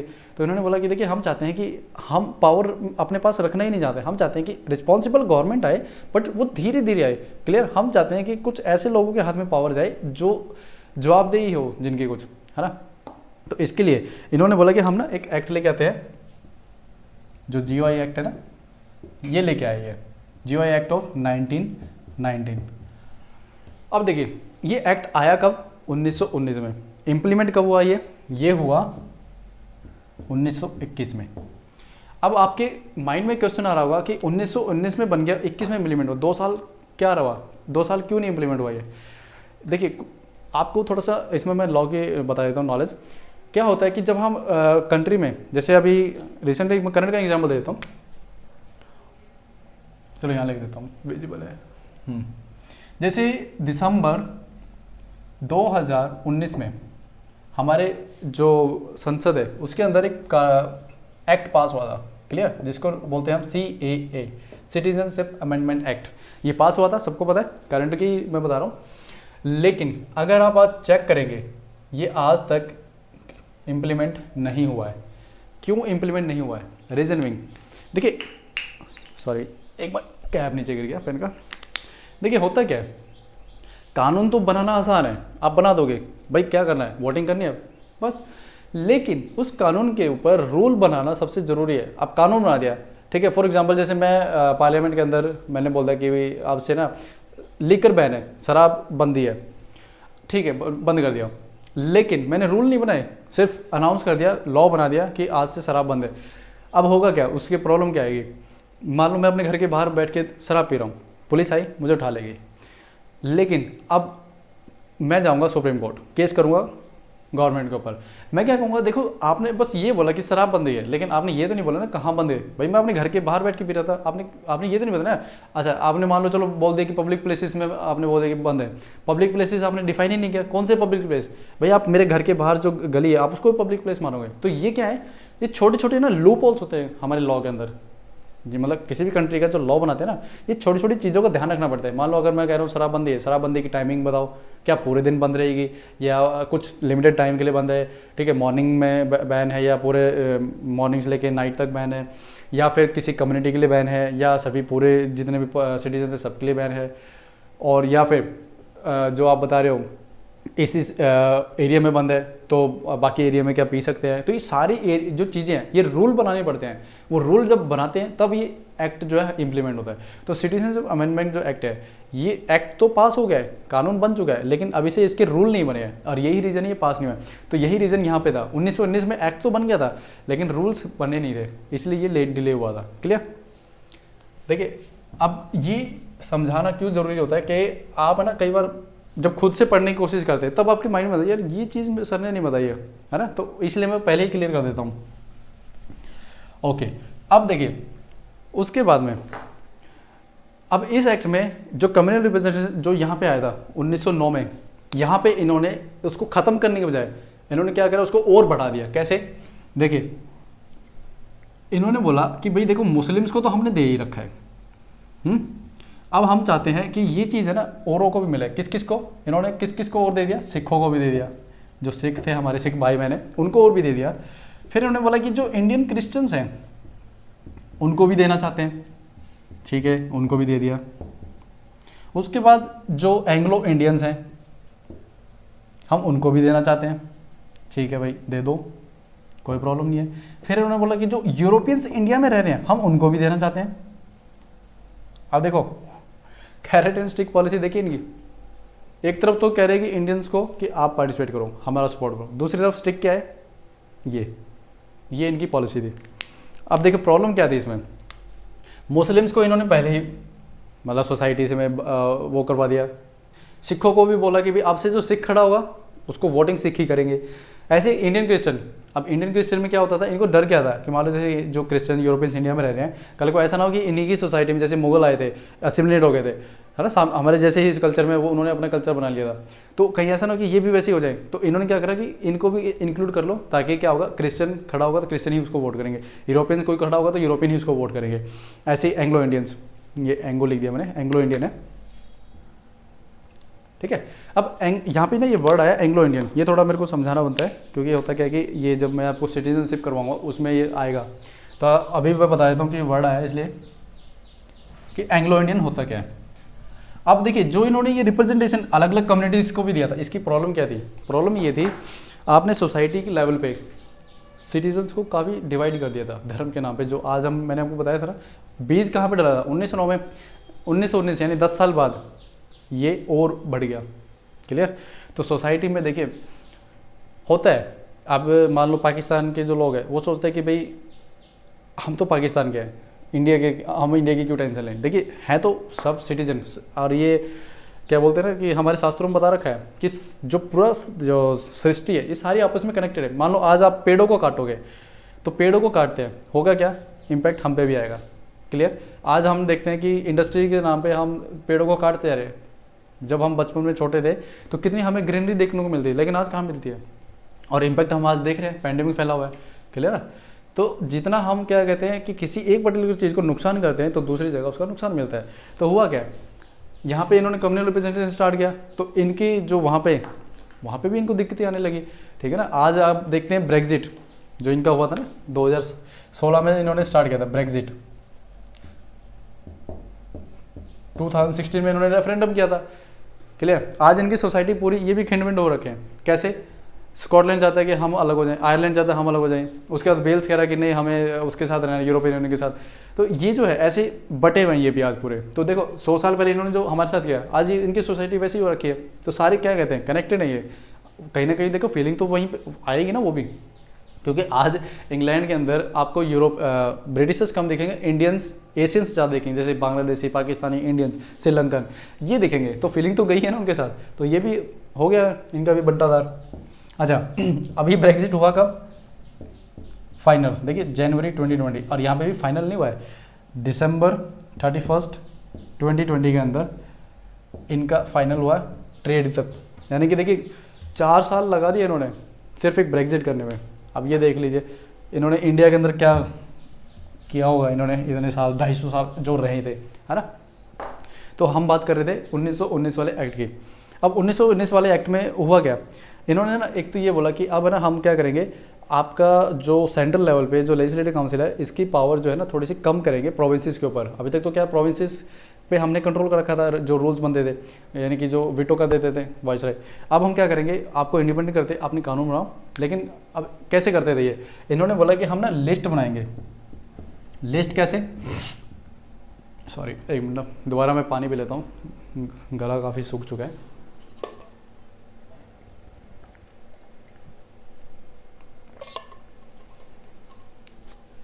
ठीक है। तो इन्होंने बोला कि हम ना लिस्ट बनाएंगे। लिस्ट में क्या होगा, हम सब्जेक्ट्स बनाते हैं, जैसे जो कानून बनाएंगे कुछ सब्जेक्ट्स डिवाइड करेंगे। तो इन्होंने बोला कि जो प्रोविंसेस है उनके सब्जेक्ट हम 2 पार्ट्स में डिवाइड करेंगे। मान लो ये सेंटर है और ये है प्रोविंसेस। तो इन्होंने क्या बोला कि हम ना प्रोविंसेस लेवल पे 2 पार्ट में डिवाइड करेंगे, एक तो ट्रांसफर्ड सब्जेक्ट, ट्रांसफर्ड, और दूसरा होगा रिजर्व्ड। ट्रांसफर्ड और रिजर्व्ड में फ़र्क क्या है, देखिए ट्रांसफर्ड में ये था कि इसमें है ना जो लेजिस्लेटिव काउंसिल थी प्रोविंसेस की वो खुद कानून बना सकती है उस सब्जेक्ट के ऊपर। रिजर्व में ये बोला जो गवर्नर होगा उसका प्रोविंसेस का वो कानून बनाएगा। अब इसमें देखिए इसी चीज़ को इन्होंने क्या बोला था, dyarchy. Dyarchy, dyarchy means rule of two, दो अलग अलग का रूल। अब देखिए ये सिस्टम इनका फेल क्यों हुआ डायरकी का, ये फेल इसलिए हुआ था क्योंकि जो ट्रांसफर्ड सब्जेक्ट था और जो रिजर्व सब्जेक्ट था इन्होंने सब्जेक्ट ही ऐसे बनाए थे। देखिए कैसे, मान लो जो स्टेट की लेजिस्लेटिव काउंसिल थी वो क्या करती थी, एग्रीकल्चर तो दे दिया कि आप एग्रीकल्चर का जो कानून है आप बनाइए, और मान लीजिए जो ये था इरिगेशन वो दे दिया किसको, गवर्नर को। अब भाई एक बात बताओ, एग्रीकल्चर में इरिगेशन सबसे इंपॉर्टेंट है, पानी नहीं होगा तो आप एग्रीकल्चर कहाँ से करेंगे। तो इन्होंने क्या करा, दोनों को ऐसे डिवाइड किया कि भाई सोसाइटी है ना बटी ही रहे। तो एक तरफ तो इन्होंने सब्जेक्ट डिवाइड कर दिए, सब्जेक्ट ऐसे डिवाइड करे कि एक दूसरे पे, जैसे मान लो एग्रीकल्चर इरीगेशन चाहिए, दोनों अलग अलग कर दिए कि ट्रांसपोर्ट में एक रिजर्व में। अब होता क्या था, मान लो लेजिस्लेटिव काउंसिल एग्रीकल्चर पर लॉ बना रही है, उधर गवर्नर उनका सपोर्ट ही नहीं कर रहे, ठीक है। तो हुआ क्या, आपने देखा होगा ग्रेट फैमिन आई थी इंडिया में 1920-21 के अंदर आसपास, बंगाल के अंदर। वो रीज़न क्या था, यही रीज़न था कि सब्जेक्ट ऐसे करती है कि एक तरफ तो गवर्नर को दे दिया इरिगेशन और उधर दे दिया प्रोविंसेस की जो लेजिस्लेटिव काउंसिल है उनको दे दिया एग्रीकल्चर। तो वहाँ पे हुआ क्या, कन्फ्यूजन ये रही, वो जाते हैं उनके पास परमिशन के लिए गवर्नर के पास, गवर्नर मानता नहीं उनकी, ठीक है। तो इसलिए ये सिस्टम जो फेल हुआ था। हाँ, उसके बाद पहली बार जो है ना इस एक्ट के अंदर एक डायरेक्ट इलेक्शन और बाई कैमरलिज्म आया था। अब ये होते क्या है वो बता देता हूँ। देखिए फर्स्ट टाइम इसी एक्ट के तहत क्या आए थे हमारे पास, bicameralism plus direct election. तो जो इलेक्शन का जो कहते हैं ना सिस्टम, वो हमारे को इस एक्ट के थ्रू मिला है इंडिया में, ठीक है। बाय कैमरलिज्म क्या होता है, बाय मीन्स टू और कैमरलिज्म मीन्स लेयर, यानी कि दो हाउसेस बना दिए थे इसमें। जो आपकी लेजिस्लेटिव काउंसिल थी उसको इन्होंने क्या कर दिया था, खत्म, और उसकी जगह इन्होंने क्या बोला था, हम लेके आएंगे बाय कैमरलिज्म लेजिस्लेचर। अब देखिए होता क्या था, इसमें इन्होंने क्या करा था, पहले तो एक ही काउंसिल थी, अब इन्होंने इसको डिवाइड करके 2 पार्ट्स में डिवाइड किया। कैसे, एक अपर हाउस और एक लोअर हाउस। जैसे आज हमारे पास संसद में क्या है, lower house Lok Sabha, upper house Rajya Sabha. Similarly यहाँ पे बाई कैमरलिज्म में भी यही आया था, जो प्रोविंसेस थी उसके अंदर उस काउंसिल को 2 पार्ट्स में डिवाइड किया, एक अपर हाउस में और एक लोअर हाउस में, क्लियर। तो यहाँ से बाई कैमरलिज्म आया हमारे पास। दूसरा डायरेक्ट इलेक्शन, जो भी इसके अंदर मेंबर आएंगे आपके हाउस में वो कैसे आएंगे, डायरेक्ट इलेक्शन के थ्रू, ठीक है। तो ये हमारे पास इस प्रोविजन के अंदर हमें मिला। और इसके अंदर एक ना ऑफिस और बनाया गया था इसी एक्ट के तहत, वो कौन सा था वो भी मैं अभी डिस्कस कर लेता हूँ। वो ये था ऑफिस ऑफ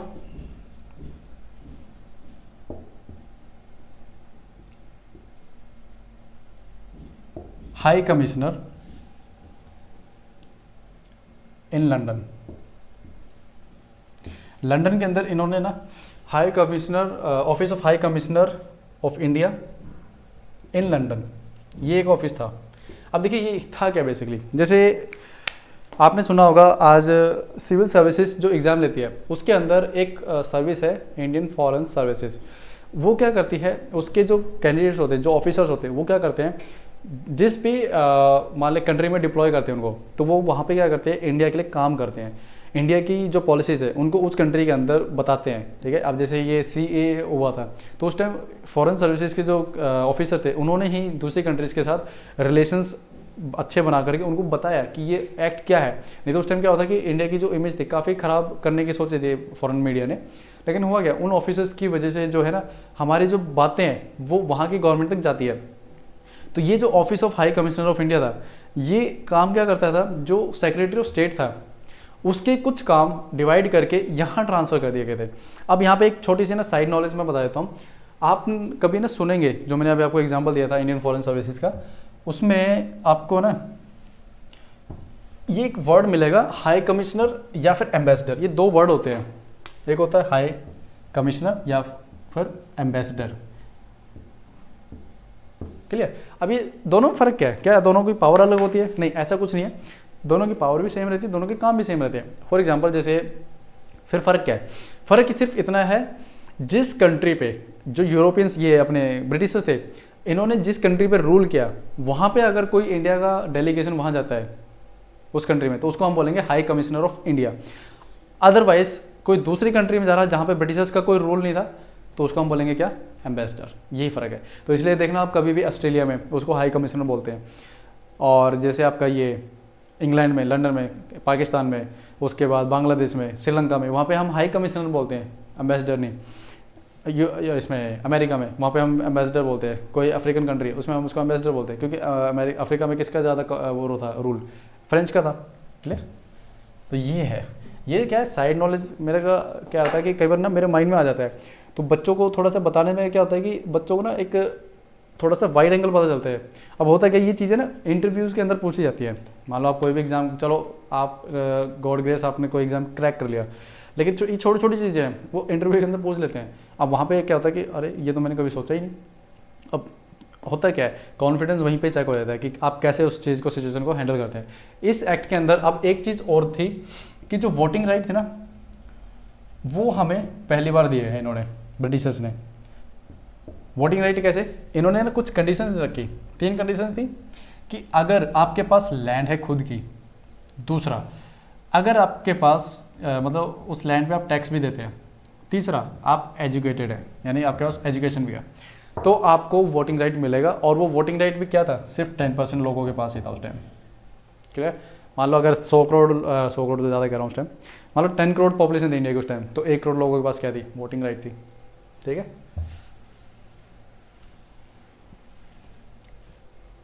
ये हो गया। अब बात, ये जो एक्ट है 1990 हमारा यहाँ पे फिनिश हो जाता है, इसमें और कोई ज़्यादा इंपॉर्टेंट वो था नहीं। अब बात करते हैं हम हमारा 1935 इंडियन GOI एक्ट 1935। देखिए 1935 जो एक्ट था, इसके अंदर ये मैंने आपको लेक्चर के स्टार्टिंग में बताया था कि इस एक्ट की सबसे ज़्यादा इंपॉर्टेंस कहाँ पे आती है आज के टाइम पे भी। वो कैसे, जो हमारा आज का प्रेजेंट कॉन्स्टिट्यूशन है, मान के चलो 50% उसके सारे के सारे यहाँ से लिए गए 1995 से। वो कैसे, क्योंकि देखिए एक तो ये इवॉल्व होते होते देखिए कितने एक्ट बन के आए 1935, और आज़ादी हमें कब मिली 47 में, यानी कि 12 साल पहले ही ये एक्ट बना था। तो इसमें कुछ ना कुछ ऐसे एक्ट जरूर थे जो हमारी सोसाइटी के लिए ठीक भी थे और कुछ ख़राब भी थे। ख़राब थे वो हमने अलग कर दिए, जो अच्छे थे वो हमने एक्सेप्ट कर लिए अपने कॉन्स्टिट्यूशन में। तो जब ये 1935 का जो एक्ट आया था, ये जो 1935 का जो एक्ट था, ये जब आया था, इसके अंदर उस टाइम 321 तो आर्टिकल्स थे, क्लियर, एंड 10 इसमें शेड्यूल्स थे। अब देखिए आज हमारे कॉन्स्टिट्यूशन में अगर हम बाय नंबरिंग बात करते हैं तो कितने हमारे पास आर्टिकल हैं, 395, और बाय अगर शेड्यूल्स बात करते हैं तो कितने शेड्यूल्स हैं हमारे पास, आज 12 हैं। लेकिन जब कॉन्स्टिट्यूशन बन के तैयार हुआ था तब हमारे पास सिर्फ 8 ही थे। ठीक है, तो आज प्रेजेंट में तो ये हो गया है 12 और ये हो गया है 395। ये बता रहा हूँ मैं बाय नंबरिंग। अगर बाय एक्चुअल वैसे देखोगे कितने हैं तो ये जाते हैं 460 प्लस। क्लियर, चाहे तो आप काउंट कर लेना, अगर आपके पास PDF है उसमें काउंट कर लेना, एग्जैक्ट पता चल जाएगा, बट 460 प्लस ही मिलेंगे आपको। क्लियर। अच्छा, उसके बाद इस एक्ट में इन्होंने बोला क्या था, इन्होंने बोला था कि हम ऑल इंडिया लेवल पे एक फेडरेशन बनाना चाहते हैं, जिसमें जो यूनिट का काम कौन करेंगे, प्रिंसली स्टेट और प्रोविंसेस। सेंटर जो है ये तीनों मिलके क्या बनाएंगे, एक फेडरेशन बनाएंगे। ठीक है, लेकिन ये इम्प्लीमेंट नहीं हो पाया। क्यों नहीं हो पाया, जो प्रिंसली स्टेट थे उन्होंने ज्वाइन करने से इसको मना कर दिया। ठीक है, ये किसका वो था, और यह जब हमारा कॉन्स्टिट्यूशन बन रहा था तो उस टाइम भी यही बोल रहे थे कि क्या हमें यूनियन बनाना चाहिए या इंडिया को फेडरेशन बनाना चाहिए, जैसे USA है।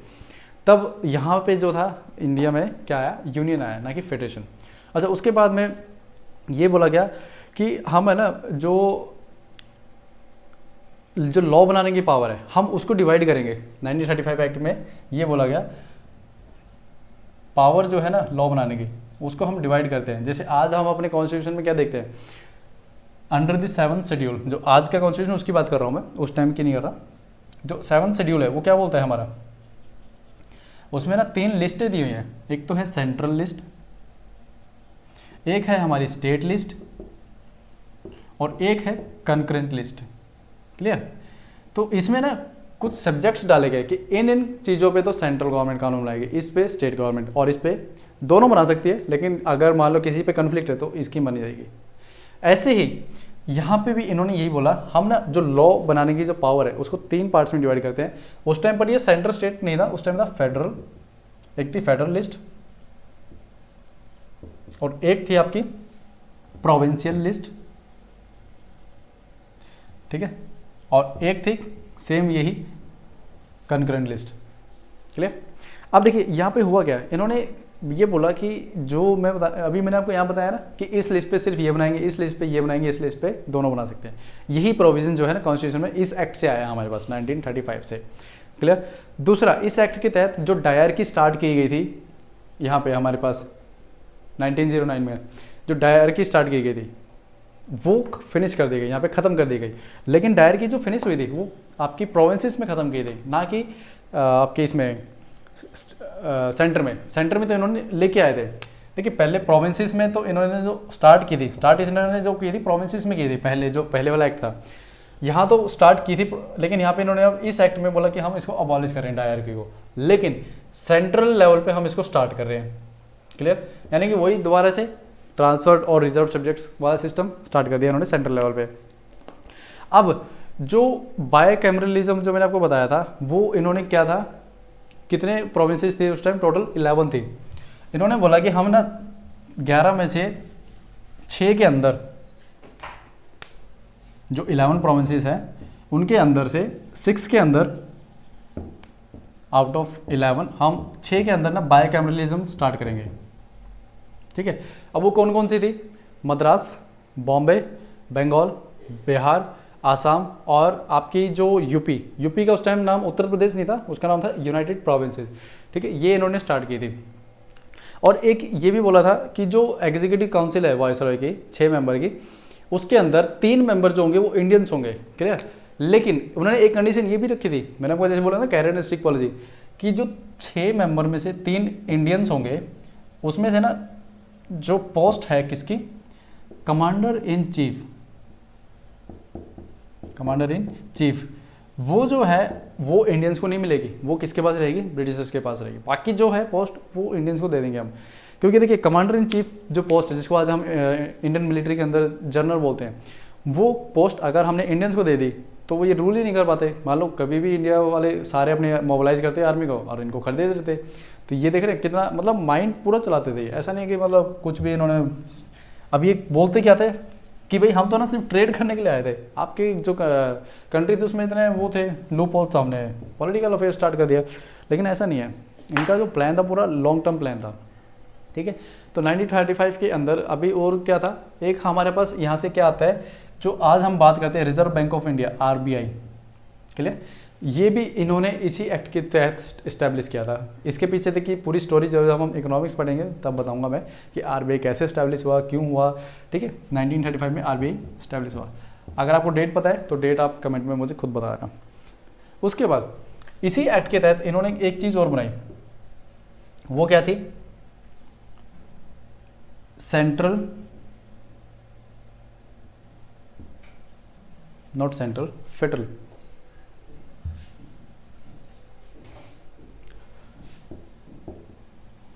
Federal public service commission.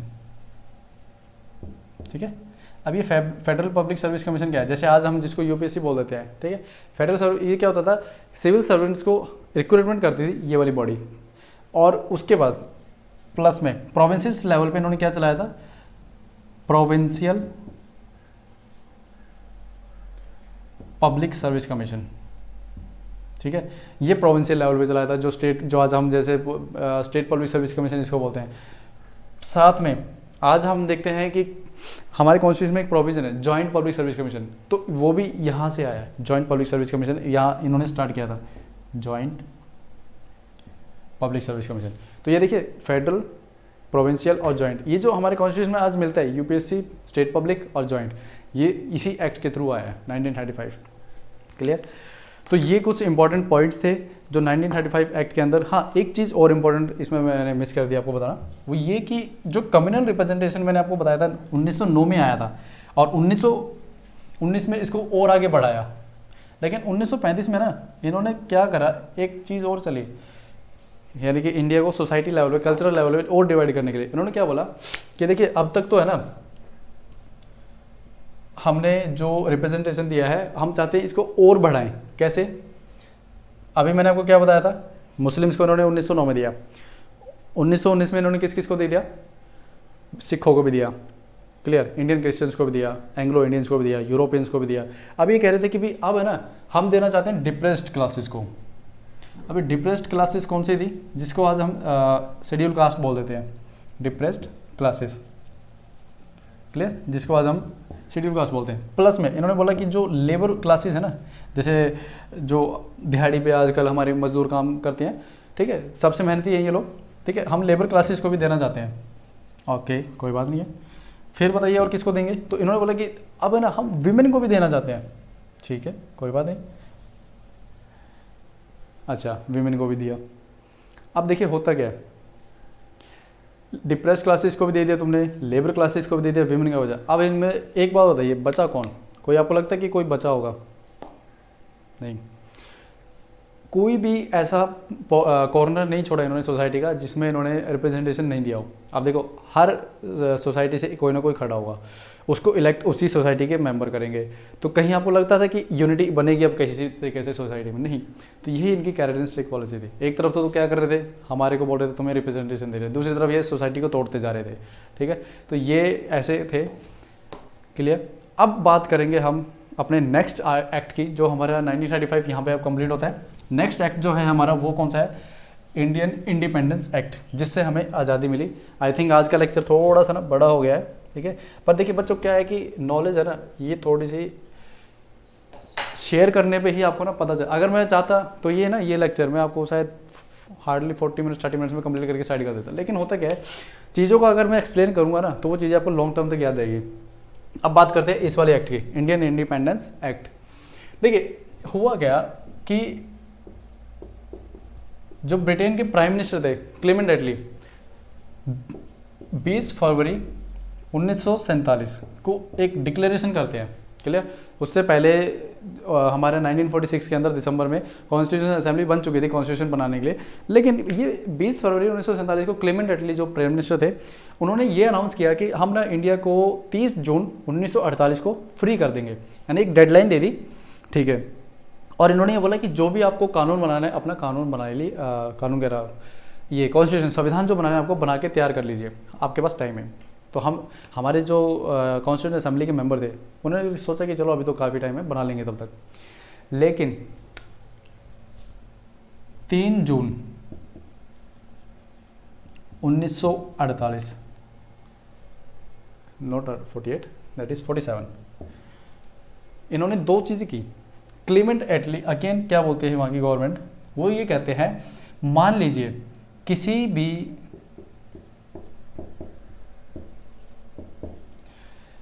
भी प्रिंस ने, लोकल प्रिंसेस ने अगर आपका संविधान मानने से इनकार कर दिया तो आपका जो संविधान है उसके ऊपर लागू नहीं होगा। क्लियर।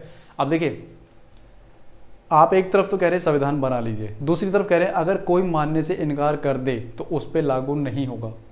हो गया कैरेक्टरिस्टिक पॉलिसी। एक तरफ तो बोल दिया बनाओ, दूसरी तरफ कह दिया ये इन पे लागू नहीं होगा। ठीक है, ये मैंने आपको क्या बोला था कि लास्ट तक है ना ये अपनी पॉलिसी के ऊपर कायम रहेंगे, कैरेक्टरिस्टिक पॉलिसी पे। तो यहाँ पे इन्होंने कैसे दिया, एक तरफ तो क्या दे रहे हैं गाजर खिला रहे हैं, दूसरी तरफ पीछे से सोटियाँ भी मार रहे हैं हमें। ठीक है, ये थोड़ा सा क्या है कि बताना ज़रूरी बनता है। होता क्या है कि ना जब कैरेक्टरिस्टिक पॉलिसी जब हम सुनते हैं तो हमें समझ में नहीं आता वो कहाँ कैसे लगा रहे थे। क्लियर। दूसरी अनाउंसमेंट इन्होंने क्या किया था, जिसको जो उस टाइम वॉइस रॉय थे, ठीक है, वो कौन थे, माउंट बैटन। अब देखिए माउंट बैटन ये वॉइस रॉय थे, ठीक है, और काफ़ी यंग भी थे। माउंट बैटन ने एक पार्टीशन प्लान, जल्दी में पार्टीशन प्लान इसी डेट को 3 जून को 1947 में पार्टीशन प्लान रख दिया, यानी कि देश का विभाजन। और पार्टीशन प्लान जब रखा तो देखो दोनों जो उस टाइम की मेजर पार्टीज थी, मुस्लिम लीग प्लस आईएनसी यानी कि इंडियन नेशनल कांग्रेस, दोनों ने एक्सेप्ट भी कर लिया। जब एक्सेप्ट कर लिया तब ये जो एक्ट है, ये जो मैंने एक्ट लिखा हुआ है इंडियन इंडिपेंडेंस एक्ट, जल्दबाजी में ब्रिटिश पार्लियामेंट जो थी वो पास करती है इसको, मतलब लेके आती कब, 4 जुलाई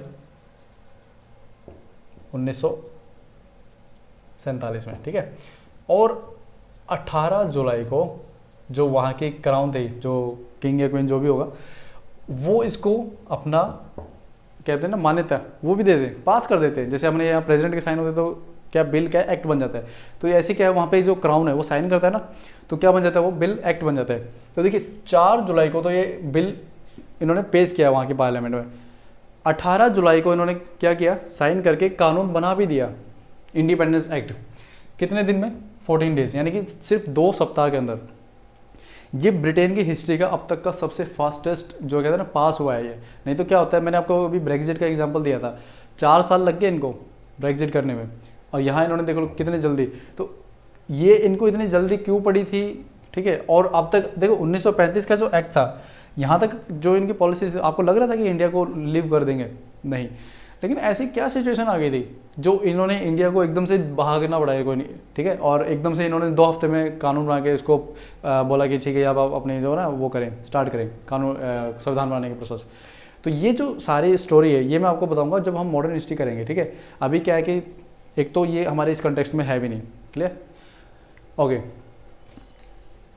अब उसके बाद अब इसके हम फीचर्स की बात करते हैं। इस एक्ट में इन्होंने क्या क्या बोला था। देखिए सबसे पहले तो इन्होंने क्या बोला था कि इस एक्ट के पास होते ही जो क्राउन का रूल है इंडिया में वो खत्म होता है, और इंडिया क्या बनती है, एक independent and sovereign country, independent plus sovereign. अब ये वर्ड थोड़ा मेरे को ना समझाना है, इंपॉर्टेंट मानता हूं मैं कि समझाना पड़ेगा। देखिए इंडिपेंडेंट तो आपको सबको पता है आज़ाद, सॉवरेन का क्या होता है, संप्रभु, हिंदी में बोलते हैं इसको, संप्रभु था। सॉवरेन का मतलब क्या होता है, जैसे आप मान लो जब छोटे थे, स्कूल या कॉलेज लाइफ में थे, आप इंडिपेंडेंट तो थे, ठीक है। मान लो आपको डिसीजन लेना था, कोई मान लो कोई काम करना था, जैसे आपको सोचने पे सारी पाबंदी तो नहीं थी, आप आज़ाद थे, कुछ भी सोच सकते थे। लेकिन आप जो सोचते थे उस पर जो डिसीजन लेना था, क्या आपका खुद का होता था, फाइनल डिसीजन किसका होता था, पेरेंट्स का। आप यहाँ पे आपकी इंडिपेंडेंस तो थी, आप खुद डिसीजन ले रहे हो, मतलब सोच रहे हो डिसीजन के लिए, फाइनल किसकी मानी जाती थी, पेरेंट्स की, ठीक है। तो यहाँ पे अब इंडिया के कंटेक्स्ट में क्या बताता हूँ, इंडिया इंडिपेंडेंट भी हो गया, सॉवरेन भी हो गया। सॉवरेन का मतलब ये है अब इंडिया जो भी कानून बनाएगी अपने सिटीजन्स के लिए, उसमें कोई भी थर्ड कंट्री आकर के इंटरफेरेंस नहीं करेगी, ठीक है। तो आज जब हम देखते हैं, जब कोई थर्ड कंट्री इंडिया की जब ये CA पास हुआ था, तो उस टाइम इंडिया ने यही बोला था, भाई हम सॉवरेन हैं, हम कुछ भी एक्ट बना सकते हैं अपने सिटीजन्स के लिए, तो आप कौन होते हैं हमारे इंटरनल मैटर्स के अंदर इंटरफेयर करने वाले। तो ये उस टाइम सॉवरेन वर्ड ये का मतलब यही होता है, आप डिसीजन खुद लेंगे, कानून भी खुद बनाएंगे, कोई बाहर का आकर के इंटरफेरेंस नहीं करेगा, क्लियर। आज हमारे वर्ल्ड में कुछ कंट्रीज ऐसी भी हैं जो इंडिपेंडेंट है बट सॉवरेन नहीं है, क्लियर।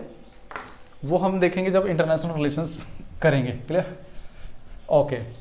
ये हो गया। दूसरा इन्होंने क्या बोला था, इन्होंने ना जो कॉन्स्टिट्यूशनल असेंबली थी उसको ये बोला कि आज से ना आपको हम ये पावर देते हैं कि आप अपना जो है ना वो बनाए, कॉन्स्टिट्यूशन अपना संविधान बनाए।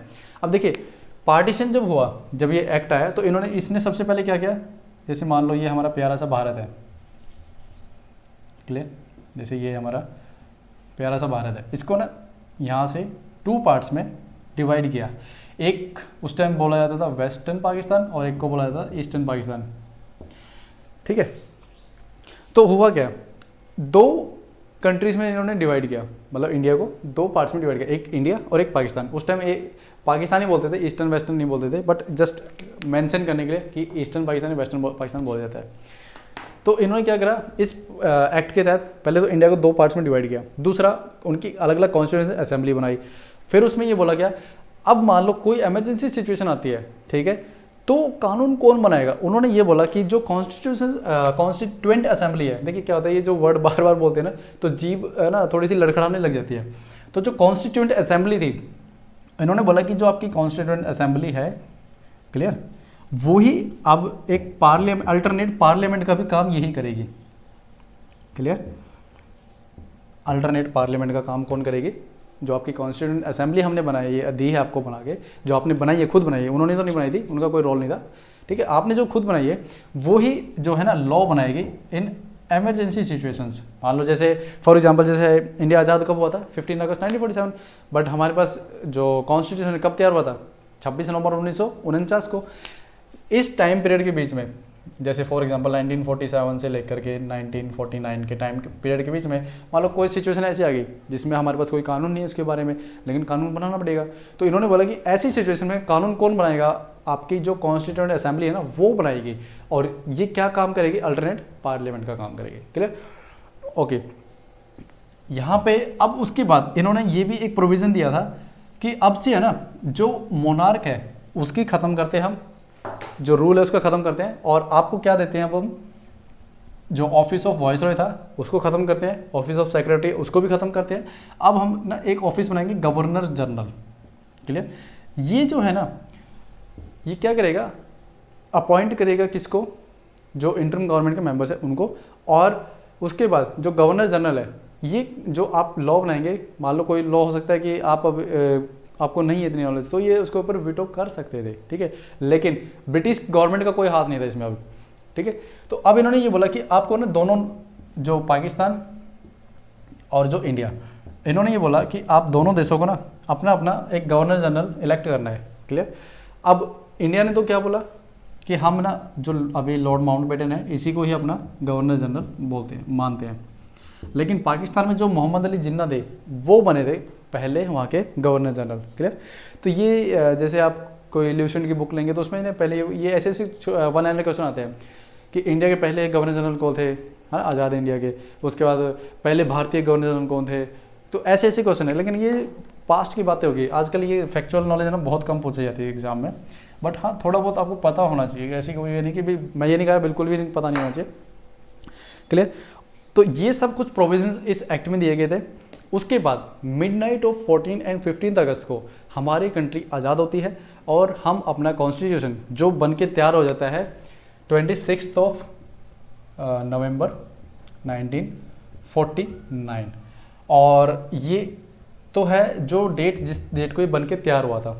लेकिन कमेंसमेंट यानी जो शुरुआत जिसकी हुई थी वो हुई थी 26 जैन 1950। और इसी डेट को हम जो है ना सेलिब्रेट करते हैं एज ए रिपब्लिक डे, गणतंत्र दिवस जिसको हम बोलते हैं, रिपब्लिक डे। क्लियर? अब देखिए कुछ ऐसे इसके एक्ट थे जो कॉन्स्टिट्यूशन हमने बना लिया था जो उसी टाइम स्टार्ट हो गया था, कुछ बाकी जो थे वो 26 जनवरी 1950 को स्टार्ट हुआ था, मतलब लागू हो गए थे। तो पूरा संविधान हमारा 26 जनवरी को स्टार्ट हो गया था। बाकी जैसे कुछ इलेक्शन के प्रोविजंस थे वो 26 नवंबर 1949 को ही स्टार्ट हो गया था। तो ये था हमारा पूरा कॉन्स्टिट्यूशन का जो बैकग्राउंड। सो कैसा लगा आपको ये लेक्चर? ठीक है, आपको कमेंट में ज़रूर बता रहा है कि लेक्चर आपको कैसा लगा क्योंकि हो सकता है कि लेक्चर थोड़ा सा ना लेंथी हो गया होगा, लंबा हो गया, कोई बात नहीं। देखिए हमें क्या है कि टाइम है भाई हमारे पास, बिल्कुल जीरो से आपको यहाँ तक समझाऊंगा मैं, ठीक है, टॉप तक। अब इसमें क्या है कि कुछ बच्चे ऐसे होंगे जिनको ये सब कुछ पता है, एक्सपीरियंस है। मैं ये नहीं कर रहा कि जो ये बच्चे लेक्चर देख रहे हैं उनको किसी को नहीं पता। मैं ये मानता हूँ, मान लो कुछ बच्चे ऐसे होंगे जो अभी 12th पास करके आए होंगे, कुछ कॉलेज पास करके निकले होंगे, तो ये मैं सबके लिए एक जैसा लेके चलता हूँ, ठीक है, ताकि जो जीरो पे है, जिसको कुछ नॉलेज है ही नहीं, पॉलिटी की कुछ भी नहीं पता, वो भी यहाँ तक आ सके, उनके लेवल पे समझ सके। क्लियर? तो यही हमारा जो लेक्चर कंडक्ट करने का मेन वो था, मोटो। देखिए होता क्या है, अभी मैंने आपको पार्ट 1 कराया, पार्ट 1 थोड़ा छोटा था। क्यों था? क्योंकि उसमें एक्ट थोड़े कम थे, इसमें एक्ट भी ज़्यादा थे, प्लस में इसमें फीचर्स बहुत इंपॉर्टेंट थे। एक तो बताना आपको, क्योंकि जो हमारा क्राउन वाला जो पार्ट था हमारे कॉन्स्टिट्यूशन में कह सकते हैं 60% जो हमारा आज जो इम्पैक्ट पड़ता है हमें देखने को मिलता है कॉन्स्टिट्यूशन में, वो यहाँ से आते हैं। पहले वाले जो एक्ट थे उनमें जैसे मैंने आपको बताया कुछ माइनर से लिए, बाकी सारे नहीं लिए, पर डिस्कशन क्यों करना था? ताकि एक ग्राउंड बन जाए, एक ना कहते हैं ना कनेक्टिविटी बन जाए। कनेक्टिविटी जब तक आपके माइंड में नहीं बनेगी ना, आप क्या करोगे, चीज़ों को रटोगे, और जहाँ रटोगे, मान के चलिए एक दिन मैक्स लगा लो कि भाई आप सुपर जीनियस है, आप 1 महीने तक चीज़ों को याद रख सकते हो रटी हुई, लेकिन एक टाइम जरूर आता है रटी हुई चीज़ें कभी भी याद नहीं रहती हैं। स्टोरी फॉर्मेट में याद करिए, अपने हाथ से खुद नोट्स बनाइए। जब आप खुद हाथ से नोट्स बनाएंगे तो होता क्या है, मैंने आपको पहले ही बताया था, वो माइंड में रिटेन रहती हैं।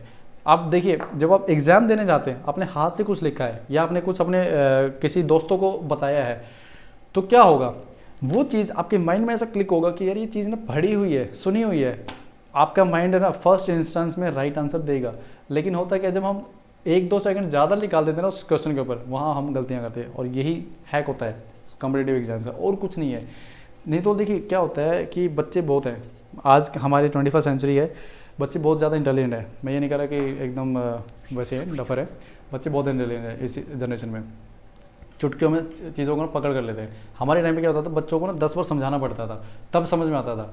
हमें खुद ना टीचर अगर 10 बार समझाता तब कोई चीज़ ना हम पकड़ते थे। क्यों? रीज़न बीइंग कि जो पेरेंट्स हैं, अभी जो जनरेशन है उनके पेरेंट्स ऑलरेडी जो है हमारी जनरेशन के हैं, तो वो क्या है ऑलरेडी उनसे स्ट्रॉन्ग आ रहे हैं आगे, है ना, स्पीड है उनकी। तो ये कुछ छोटी छोटी चीज़ें हैं बच्चों, आपको करना क्या है अभी, कुछ नहीं करना है, लेक्चर को अच्छे से सुनना है। जहाँ जहाँ मैंने जो साइड नोट आपको अलग से इन्फॉर्मेशन दी, आप उसको कहीं पे भी नोट कर लेना, क्योंकि ये इन्फॉर्मेशन क्या होती है, कहीं ना कहीं आपको काम जरूर आती है। क्लियर? तो और जो ये इन्फॉर्मेशन मैंने आपको दी है, आप अपने जो फ्रेंड्स हैं उनके साथ डिस्कशन जरूर करना।